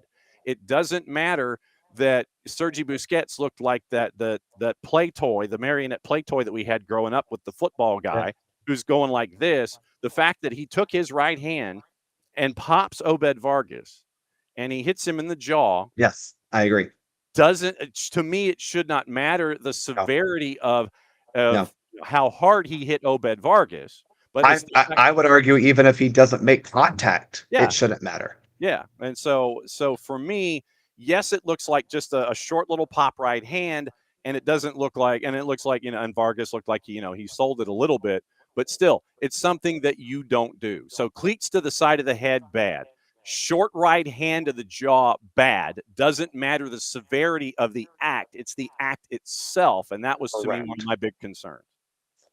Right. And I think that is where we get back to the league probably could have been a little more strict on the players not named Luis Suarez, because I think even a game suspension would have been warranted for a lot of what happened with these players involved, just because yes, to an extent you want to make an example, but yeah, the example is don't fight each other because you're mad you lost a cup final because you got outplayed and outworked and just because you feel entitled to a trophy because you come to play for Miami with all your little friends doesn't mean that you're gonna win everything. And it seems like Miami has this problem right now where they get really frustrated because things aren't going their way because, oh my gosh, sorry, you're playing teams that actually want to win. They're not lying down to let you win a trophy every time. I mean, we saw how they reacted last year against Atlanta. This team is a bunch of spoiled brats. I'm sorry, that veering a little bit into fan mode. They're a bunch of spoiled brats. And that is kind of the problem that I think MLS needed to be able to take a little bit harsher of a stand, in my opinion, because what happens when, I mean, look, Thomas Muller and Heung-min Son are still, they're coming into the league, right? And now I don't think those two are players who would do that, but like we're still getting the aging superstar looking for one last paycheck at a slightly lower level. Right. We're going to get more guys like that. I mean, you need to be able to set a precedent and a standard for yourself as well as the rest of the league and the teams in it that, hey, just because you're a World Cup winner doesn't mean you can't be punished for doing bad things on the soccer field. Yeah. And I think that's where MLS missed on this, even though it falls within what I think are probably pretty standard protocol for what they can do in a situation like this. Yes. Go hydrate. You need to get some, you need to get some liquid in your system. So I got throat coat in the cup right now, but okay, just checking because I just want to make sure that you were at the end of a sentence so that way you could properly hydrate. We can go into overseas cards and calls if you want, or we can go and discuss Sam Kerr and Savannah DeMello. What direction do you want to go? Let's do cards and calls to the Kerr and DeMello, specifically DeMello is. I'm glad NWSL learned their lesson. That's my take on that. They abandoned the match. That's what they should have done. So let's do specifically the Liverpool situation, because I think there's been a lot of chatter about this online. Talk about a low down, dirty, cheating team. Seems to always get away with stuff. I don't know how they got this, but yeah, let's talk about the Liverpool stuff, because that is actually a point of order and clarification with the laws of the game. Yes. So Liverpool and Burnley, you had a moment early on, and actually you had a couple of moments, and so you had the eventual penalty with you had a foul on Ugochukwu on Alexis, and it was a yellow card in the 16th minute, checked by VAR for serious foul play. You don't get a red. But then the deciding moment later in the match, Liverpool awarded the penalty at 90+3 Frimpong's cross is blocked by the arm of Hannibal Mabry, and Michael Oliver points to the spot and was checked by VAR. Mo Salah scores, Liverpool wins, and Scotty Tuhati is none too happy about it. Scott Parker, after the match, I'll come up with the quote here in a second, but Hannibal turns, raises his arm into the path of the ball, creates a barrier. According to Dale, he says it's an obvious penalty, and the player knew it. The player did know it. I think he was trying to turn out of the way, but his arm was just too far out of his body. And unfortunately for him, it hits his elbow. So there's not even like it was very noticeable as a penalty, unfortunately. You know, and he is inside the box, which is the other thing. It wasn't like he was very close to not being inside the box. I would have liked for him to be maybe a yard or two outside of that, so we wouldn't have had this issue, and Liverpool could have finally dropped points without deserving points. Scott Parker, after the match, he says that he is urging his players to defend with arms behind their backs after the, as the headline says, the controversial handball penalty cost him crucial points in the Premier League clash.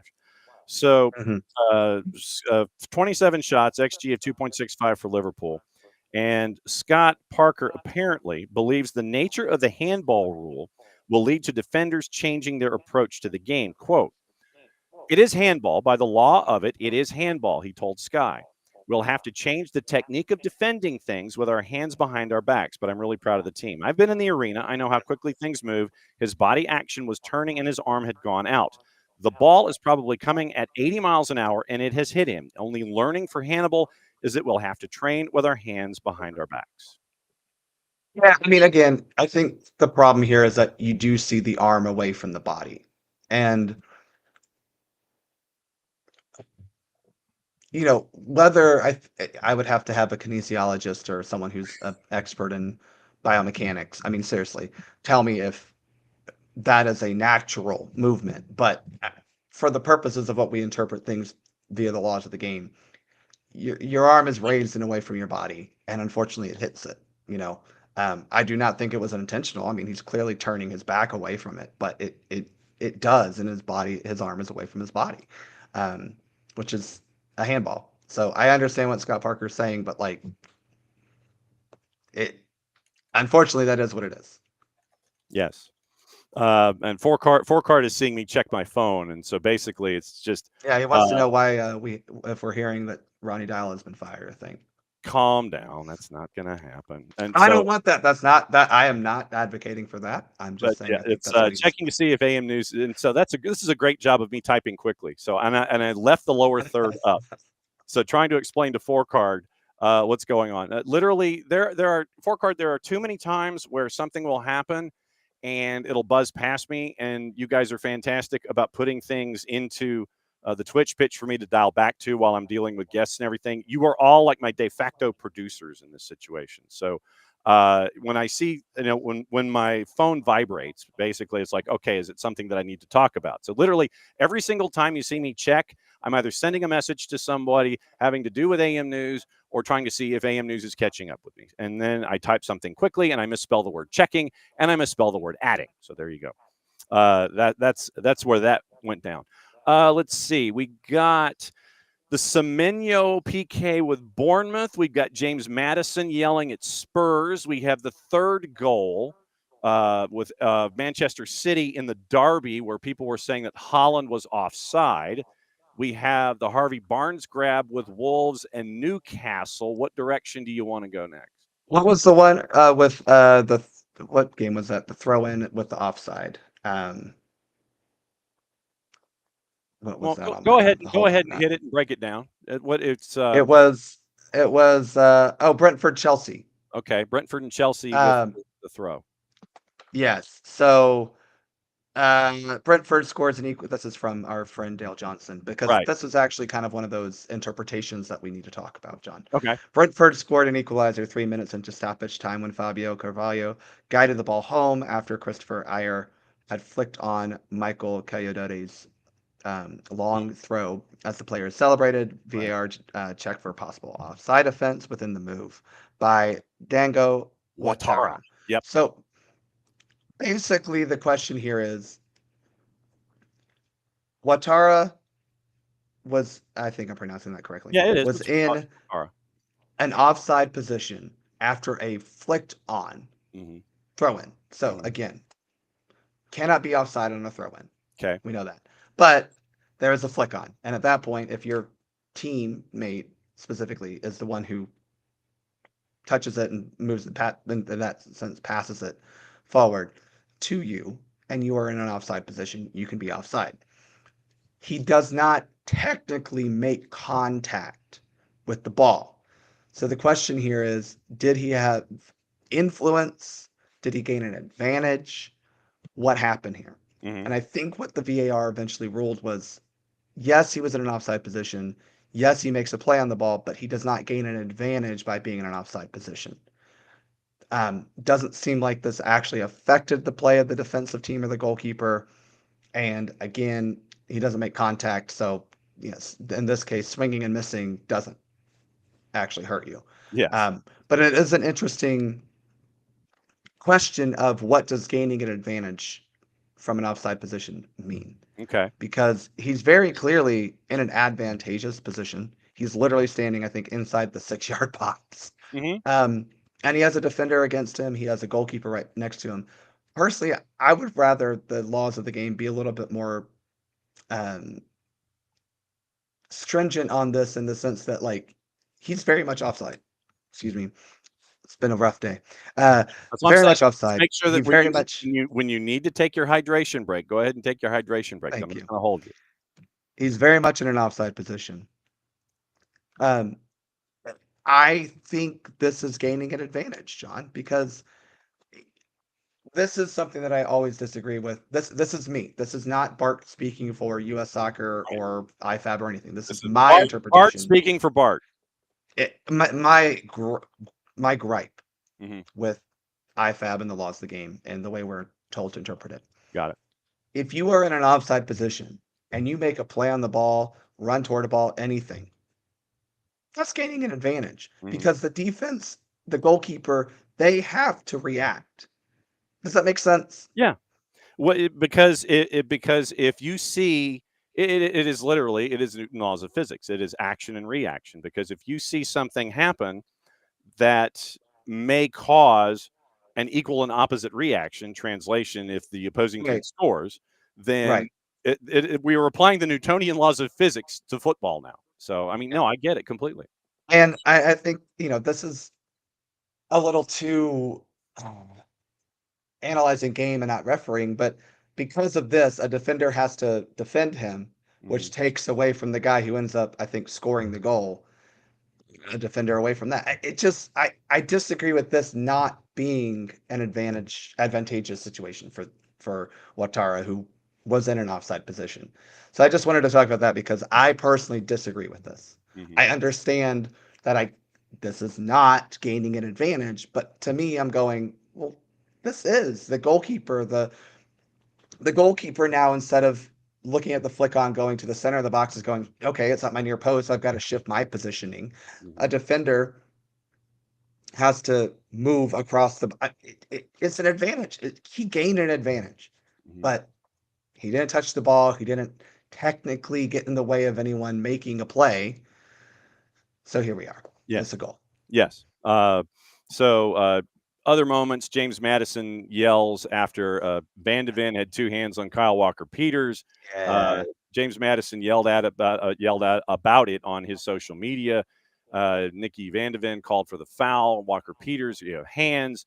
And it literally is, it's like person 3 knocks into person 2, which knocks into person 1, which is called a foul on person 2, even though person 3 was the one that started the whole chain reaction. And that's what that's what got James Madison mad about. It's like in bowling, John, when you kind of have a split with one pin on one side and 2 pins on the other. You got to hit the 1 pin and then it hits into the other 2. So the 6, 7, 10, basically. Yeah. Yes. Okay. And that's what this looked like.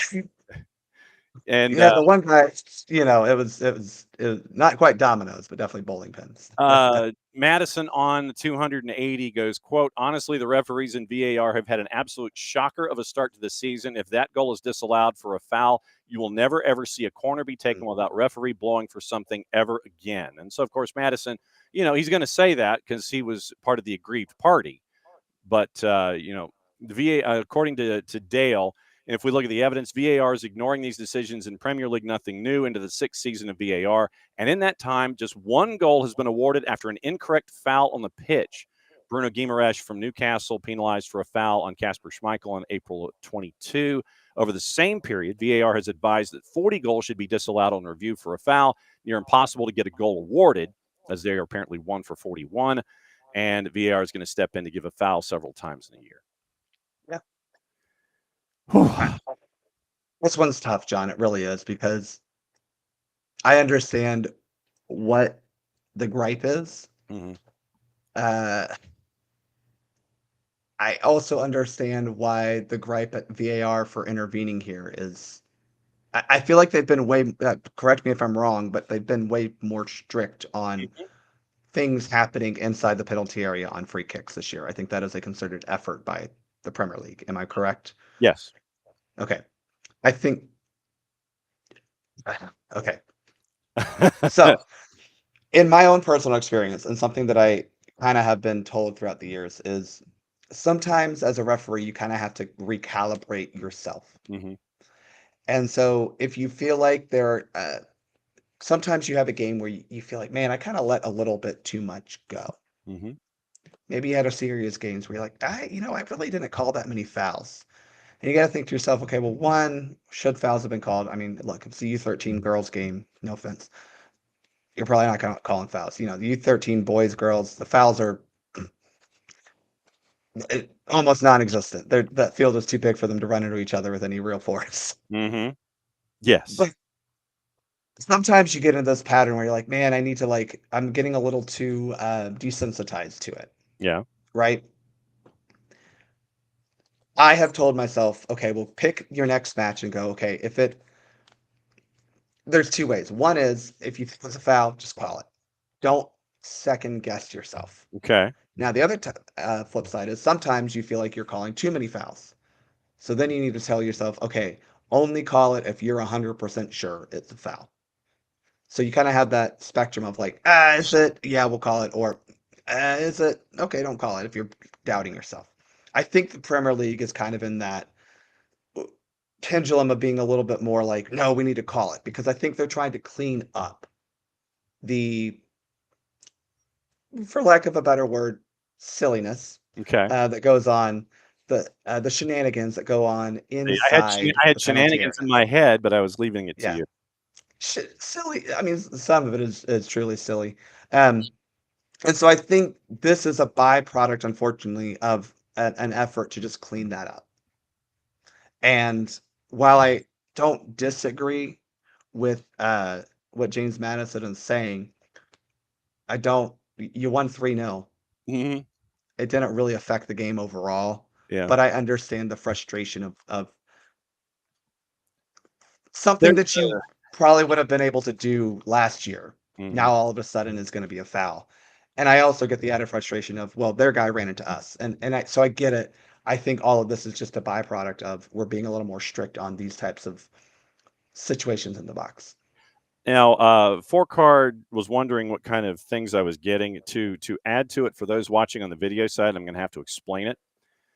On the Instagram for SDH, we now have the logo and the full screen of the new Soccer Over There. So it is very, very neon-y, and it is Soccer Over There. Now, the post, presenting partner, the Brew House Cafe, hosting us this and every Monday.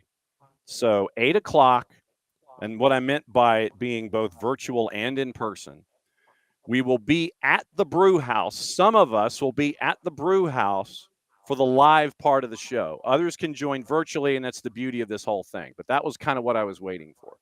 We'll be at the Brew House Mondays at 8 to do Soccer Over There. So hang out with however many of us can make it on a weekly basis. And so 8 o'clock Monday night, Soccer Over There, the return, 3 years. It has been over 3 years since we had our last SOT, and now it is back from the brew house, live in parts, and 8 o'clock tonight. So that is SOT. That's kind of what I was waiting on. I was waiting for the fancy graphic to pop up so I could show everybody what the new fancy graphic is. Before we let you go rest your voice, Sam Kerr scores, I think, for the first time in 20 months on the weekend. And it has been a long road back for Sam Kerr. And then the Savannah DeMello match stoppage in the NWSL. She had previously had interviews where she was discussing having to deal with physical issues in the past. And so the Racing Louisville match was, I believe it was abandoned, but obviously everybody's thinking about Savannah DeMello right now with everything that's been going on with her physically, and you just hope for nothing but the best for her. Yeah, two ends of the spectrum there. Really cool for Sam Kerr to get back. I think a beloved figure in women's soccer, and should be a beloved figure in all of soccer. But then the sad part of the DeMello, I don't really know what happened. I don't think there hasn't been any real statement, but as you mentioned, she's had issues in the past. But again, I think NWSL learned they had incident previously this year where they did not abandon a match after a very catastrophic event, if you will. And I think that was Angel City, if I'm remembering correctly. And so they took the decision to, if a player collapses without anyone around them, yeah, it's scary. And I think we need to, you can err on the caution of let's just abandon the match because we don't know what's going on. Obviously, this stems from the Christian Eriksen situation at 2 Euros ago, I think now, or is it last Euros? A lot of time has passed in between, John. And I think we've learned that like things like this do happen, unfortunately, and it's okay to take a pause and go. We don't need to push on with this match for a number of reasons, most notably that the concern that their teammates would have for the player who goes down. Yep. I posted the link that Jeff Kassouf had with the article, the interview with Savannah DeMello. Currently, as we have it, stable and alert, transferred to a local hospital in Seattle, waiting for further evaluation. It was referred to as an on-field medical emergency. And so the match was abandoned, stable and alert, getting the medical attention she needs. The article that, for those watching on the video side, Jeff Kassouf, you can go follow him and all of the work that he does in the women's game, caught up with her back in May, spoke publicly for the first time about being diagnosed with Graves' disease and hyperthyroidism, describing struggles managing the conditions last year, expressing confidence she can continue to perform at a high level. March 22nd road game against Bay FC, felt dizzy and tight in the chest. Heart rate wasn't slowing, struggled to breathe for about 3 minutes. And so this is kind of the primer just to let us know about everything that Savannah DeMello has been fighting. And so once again, we don't know if that is related to this, but it was an on-field medical emergency, and the NWSL was like, "Yep, this is abandoned," and that's your requested required read today is the Kassouf article and the backgrounder for Savannah DeMello. So there you go. When you get a voice back, when is the next time for the Soccer for US POD? We'll see if we can record on Wednesday. We'll see. We are trying to get it back. We've got the cough drops in all yesterday. We're drinking water. John, it doesn't make for great radio, but it made for a great time on Saturday. Oh, absolutely. No, it was fantastic radio. You probably got to listen to Tony Caridi going nuts for the win for Backyard Brawl, which is one of the staples of college football. Tony, I will say, I gotta say, as someone who obviously appreciates good commentary, Tony Caridi's one of the best, and we are very thankful that at WV we have him. And he does great football, but he does basketball a heck of a lot better, which is crazy. He does a lot of he's on the March Madness calls for national networks because I like him so much. So appreciate that shout out. Yes, absolutely. Game, respect, game. Go rest your voice. So we'll be ready for the next Soccer for US POD come the midweek. As always, great to catch up with you. And yeah, we had a lot of cards and calls and things to get into this week. There was a lot to get into.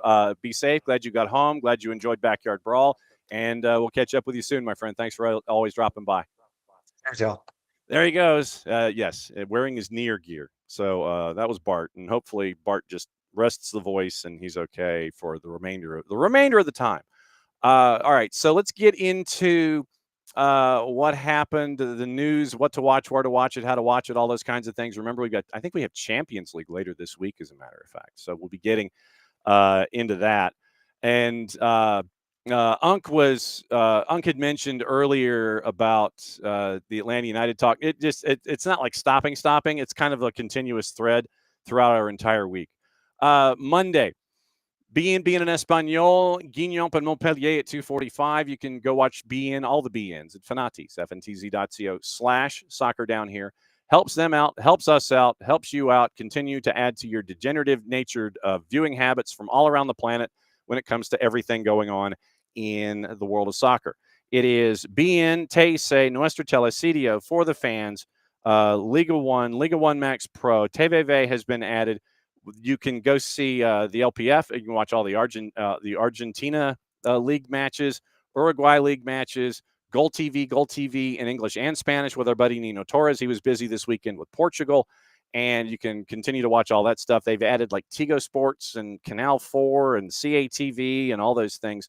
And if you want to spend more money, you can get their Major League Baseball packages and their CONMEBOL packages and things like that when it's that time of year. So FNTZ.co/soccer down here helps us out a little bit, helps the network out by getting more subscribers, and it helps you out to add to your list of streaming services. ESPN Deportes has La Liga at 3 o'clock. Fox Deportes doubleheader in Serie A, 12:30. Hellas Verona and Cremonese. The return of Jamie Vardy. So Jamie Vardy, keep an eye out for that if you want to watch Fox Deportes at 12:30, Hellas Verona and Cremonese.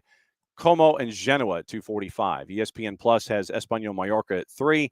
And if you don't want to watch it on Fox Deportes, you can watch it on Paramount Plus, the Serie A doubleheader at 12:30 and 2:45. Women, German Frauen Bundesliga at noon, Bayer Leverkusen and Union Berlin. All right, let's take the tour and go through all of the other headlines and see what else we might have been missing. Let's see, 634 days for Sam Kerr between goals. And Liverpool's woes continue, and it will keep an eye on that as well. So Bruno Fernandes hits out at United's lack of control in the Derby loss, 3-0, and at times it didn't seem that close. And so Ruben Amorim is going to stick with his system. He's going to stick with his guys. We'll see what happens. There was a cutaway late in the Derby of Sir Jim Ratcliffe, and he was not happy.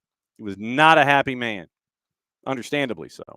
But keep an eye on what's going on with Manchester United. Celtics win in added time with fan protests, and the Rangers board is still backing Russell Martin. Iheanacho on the spot with almost the last kick at Kilmarnock. Rangers fans were mad after losing to Hearts. So it was the top two teams, at least the breadwinners and the ones that are most well-known, short of our friends at Aberdeen. You had angry supporters having a crisis meeting last week, boycotting the opening 12 minutes of the fixture this week. Half the traveling fans opted against partaking in the late entry protest. Others eventually filled in to witness the remainder of an underwhelming goalless first half, according to PA Media. Dyson Maeda eased some tensions, gets his only second goal since April. When sack the board chants and banners evident from the away end looked like the hierarchy set to go under further pressure. Kilmarnock was level after 83, last kick of the match. Iheanacho gets a spot kick after James Forrest's shot was adjudged to have been handled by Lewis Mayo. Russell Martin understood to retain the backing of the Rangers board despite fans calling for his dismissal during and after a home defeat to Hearts. Lawrence Shankland double. Worst start to a league campaign in 47 years. 4 draws and a loss in the first 5 matches. Rangers are 10th in the table. Fed up fans are singing, "Martin, Martin, get to F." And they used the longer term of F. Throughout the afternoon, chants in support of Belgian midfielder Nicolas Raskin left out of the squad, sitting in the stands amid a dispute with the former Southampton manager, who Hearts and Rangers fans sing "sacked in the morning." And they pointed to Tynecastle. He's only won 3 of 12 in charge so far with the Champions League, qualifying 9-1 on aggregate by Club Brugge. Under pressure manager replied with a firm no when asked after the Hearts match if he was going to resign. And when quizzed on the reaction from the fans, Martin said, quote, "They're entitled to their opinion, So I can't come out here and criticize that. Fans are always entitled to their opinion. He's going to remain in his post with the support of the club, prepare for the Premier Sports Cup quarterfinal against Hibs at Ibrox next Saturday. And get this, championship. Ruben Sayas lasted 5 matches in the championship season at Sheffield United. Not a good start for Sheffield United. Losing 5-0 at Ipswich on Friday. So Chris Wilder dismissed after losing the championship playoff final last year at Wembley. Sheffield United turns to Ruben Sayas, and he was at Hull last year, kept them up. Sayas attended United's playoff semi. First leg win with Bristol, hastily appointed after talks with the COH Sports Group. Now it appears that Chris Wilder might be coming back. Sayas out, and it looks like after losing all 6, 5 in league, side hadn't scored a goal in their last 4, that Chris Wilder might be coming back to manage, I think it's 68 days after he got fired. So June 18, so 6/18 to 9/15, so it's about 3 months. So it's like 87 or 88 days. So Chris Wilder, back after almost 3 months of being sacked by Sheffield United, looks like he's coming back for a 3rd term. Insert circus music here. Let's check the other papers and see what else we're missing today, just on the headline sense. If you missed the headlines from Jason's perspective, Morning Espresso, you can get that in newsletter form, sent to your email, your inbox, or you can listen and or watch Morning Espresso and get the headlines from Jason on a daily basis there too. Let's see. So headline might be from Richard Jolly at the Independent. Almarim's relegation level, Manchester United, a nightmare of his own making. I won't change my philosophy. You have to change the man, from Ruben Amorim. So keep an eye on that situation at Manchester United. The screaming that you heard was Drew Dickinson. Fernandes and Nusser Mazraoui accept that the Manchester United display was, quote, not good enough. Nick Voltemade happy he caught the eye of Alan Shearer. Holland had a brace in the Manchester derby, and you end up with Postecoglou saying he will have made his mark on Nottingham Forest by Wednesday. He always wins things in year 2, by the way. Robert O'Connor at the Independent. It was so there's a Chelsea protest, and they wore shorts that in their warm-up with the WSL of Manchester City, collaborative campaign for a women's care organization. And so you had a rather interesting protest, or just recognition. I wouldn't necessarily say it was a protest, just recognition for what you see with Chelsea this weekend in women's football. And you have Erik ten Hag hitting out at Bayer Leverkusen after an unprecedented sacking. You have that, and a lot of other headlines that are attached to international football. Now, also going to our friends at the Telegraph. All right, so this might have been. Let's see. This might be opening kickoff material from Telegraph Sport this morning. Manchester City sack a barman who served pints wearing a Manchester United shirt. Sacked a bar worker served drinks at the Manchester Derby wearing a United shirt at the Etihad. City supporter contacted the club's fan support page to raise the issue, attaching a picture of the United fan behind one of the bars in the concourse wearing a dark United away shirt from the 18-19 season. Quote from the club: "Thank you for making us aware of this. We can confirm this individual's now been removed from their position." So if you are a fan, or if you're wearing other gear and you go into your job, I guess caveat emptor, buyer beware. You're a barman at the Etihad and you wear Manchester United gear into the Manchester City Stadium, and you're serving from a Manchester City perspective and you wear a Manchester United gear. I'm guessing Caveat Emptor, buyer beware, is definitely something that you kind of have to pay attention to when you go to work. Also, really quickly, let me see if there's anything with the times, and then we'll get into all the other stuff. Ruben Amorim basically admitted, as we continue with Manchester United, said from Charlotte Dunker at the Times, Ruben Amorim basically said, you're going to have to change the man if you want to change the system. Questions about his tactics since he arrived. Amorim, it's not a record you should have at Manchester United. 31 points in 31 matches, winning only 8 Premier League games. It's not a record you should have at Manchester United. You have no idea what happened during these months, but I accept that. I'm not going to change. When I want to change my philosophy, I will change. If not, you have to change the man. We talk about that every game that we lose. I don't believe in that or in the system or whatever, but I believe in my way, and I'm going to play my way until I want to change. Defeat at the Etihad means United have only 4 points from their opening 4 games, worst start since 92-93. And Amorim understands why the fans are hot. Roy Keane made a point when he was a pundit on Sunday afternoon to explain the same thing. So he gets it, and the team is not playing well. Absolutely not playing well. Sacked in June, back in September. Chris Wilder, sorry, it is 5 stints. It is his 5th stint at Sheffield United. A 5th Sheffield United spell for Chris Wilder, as he is set to reappear there when it comes to, wow, what's going on? 5th spell. And we'll see what happens with Sheffield United. So Phoenix, yes. 8-10 tonight from the Brew House. Some of us will be at the Brew House. Some of us will be joining virtually.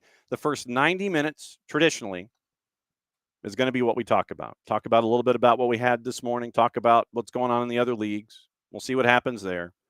Last half hour of the show, picks of the week. And this is how it's going to go. We're going to talk 90 minutes about everything going on around the planet. Last 30 minutes is picks of the week. So 30 minutes, be prepared, find out who gets the SDH bump, all the things. From the Brew House, and for those of us that can't make it to the Brew House, we're joining virtually and all the things. But Jason and I tonight will be there. We'll see who else can join in the final in the show from 8 to 10. 9:30, picks of the week. Be warned. Get your research. Get it going, because SOT is back tonight at 8 o'clock. Quickly, before we get out of here, let me run through the gamut of every way that you can help out our Soccer for Good campaign here in 2025. Go to Olive & York, get the SDH jersey presented by our friends at Kaiser Permanente. What you can do there is, with the navy jersey, very, very 80s floppy collar, you can get your personalization either in white or in double blue, navy blue, Columbia blue, Tar Heel blue, whatever you want to call it. Consult with Alex and Abby. Abby has them both. I think Alex has them both too. But consult. Figure out which one's best for you. Go to Olive & York. Help out our Soccer for Good campaign here in 2025. Also, Grady Baby Co. What you can do there is you get the Soccer is Just Better in Atlanta gear, gold embossed, sweatshirt, t-shirt, red, black, sweatshirt, left cuff, SDH logo, right cuff, Grady Baby logo. You can help out middle school soccer campaigns attached to the Atlanta Public School System, Soccer for Good, with our friends at Grady Baby Co. Also, you can become a Fanatico. You can be part of our Fanaticos program through the Chant app. A lot of cool discounts from a lot of cool places. A lot of beers and breweries and things like that here north of the Nat line. $10 a year. You can become a Fanatico. Group.chant.fan/soccerdownhere/join. Group.chant.fan/soccerdownhere/join. So I think that's it. Because we talked about Fanatics, we talked about Grady Baby, talked about Soccer for Good. SoccerDownHere.net. Gilmar Machado has now been added to our stacks as one of our writers, and he is going to be letting you know what's going on in South America with stuff behind the scenes, on the field, all the things. So keep an eye out for the South American content that we're adding from the professor, Gilmar Machado. Back at it again tomorrow. See if we can catch up with our buddy Jason Stevens and continue our process of learning about multi-club ownership, and especially from a European perspective. We'll get you ready for everything else on your Tuesday. We'll go back over everything else in MLS, anything having to do with Atlanta United. It's all on the table all week long. Yes, 4:40 match. 4:40 match time, 3:30, 92.9 the game in the Odyssey app for your pregame with Maddie and Abe. Mike and Jason have your match at 4:30. And then after that, it'll be post-game show, 92.9 the game in the Odyssey app with me and Abe. College football is going to be on at a certain point. Don't know how long the post-game show is going to go. 7 o'clock, maybe a pregame show, depending on what else we have to do. 7 o'clock kick, 7:03, Atlanta United. We forgot to talk about the twos. Good, we'll talk about that tomorrow. So the twos are at Matthews in Charlotte. 7:03 kick, big game against Crown Legacy. They've got to have the win. They still have a match in hand. Things are a little different in MLS Next Pro. We'll get into that tomorrow as well. So that's the rundown for tomorrow. Busy week across the board here on SDH AM. Since it is the end of the show, it means I get to do this. SOT from the Brew House starts tonight. We're back after 3 years, 8 o'clock. Mucha Platiel, play it safe. We'll catch up with you in 9 hours.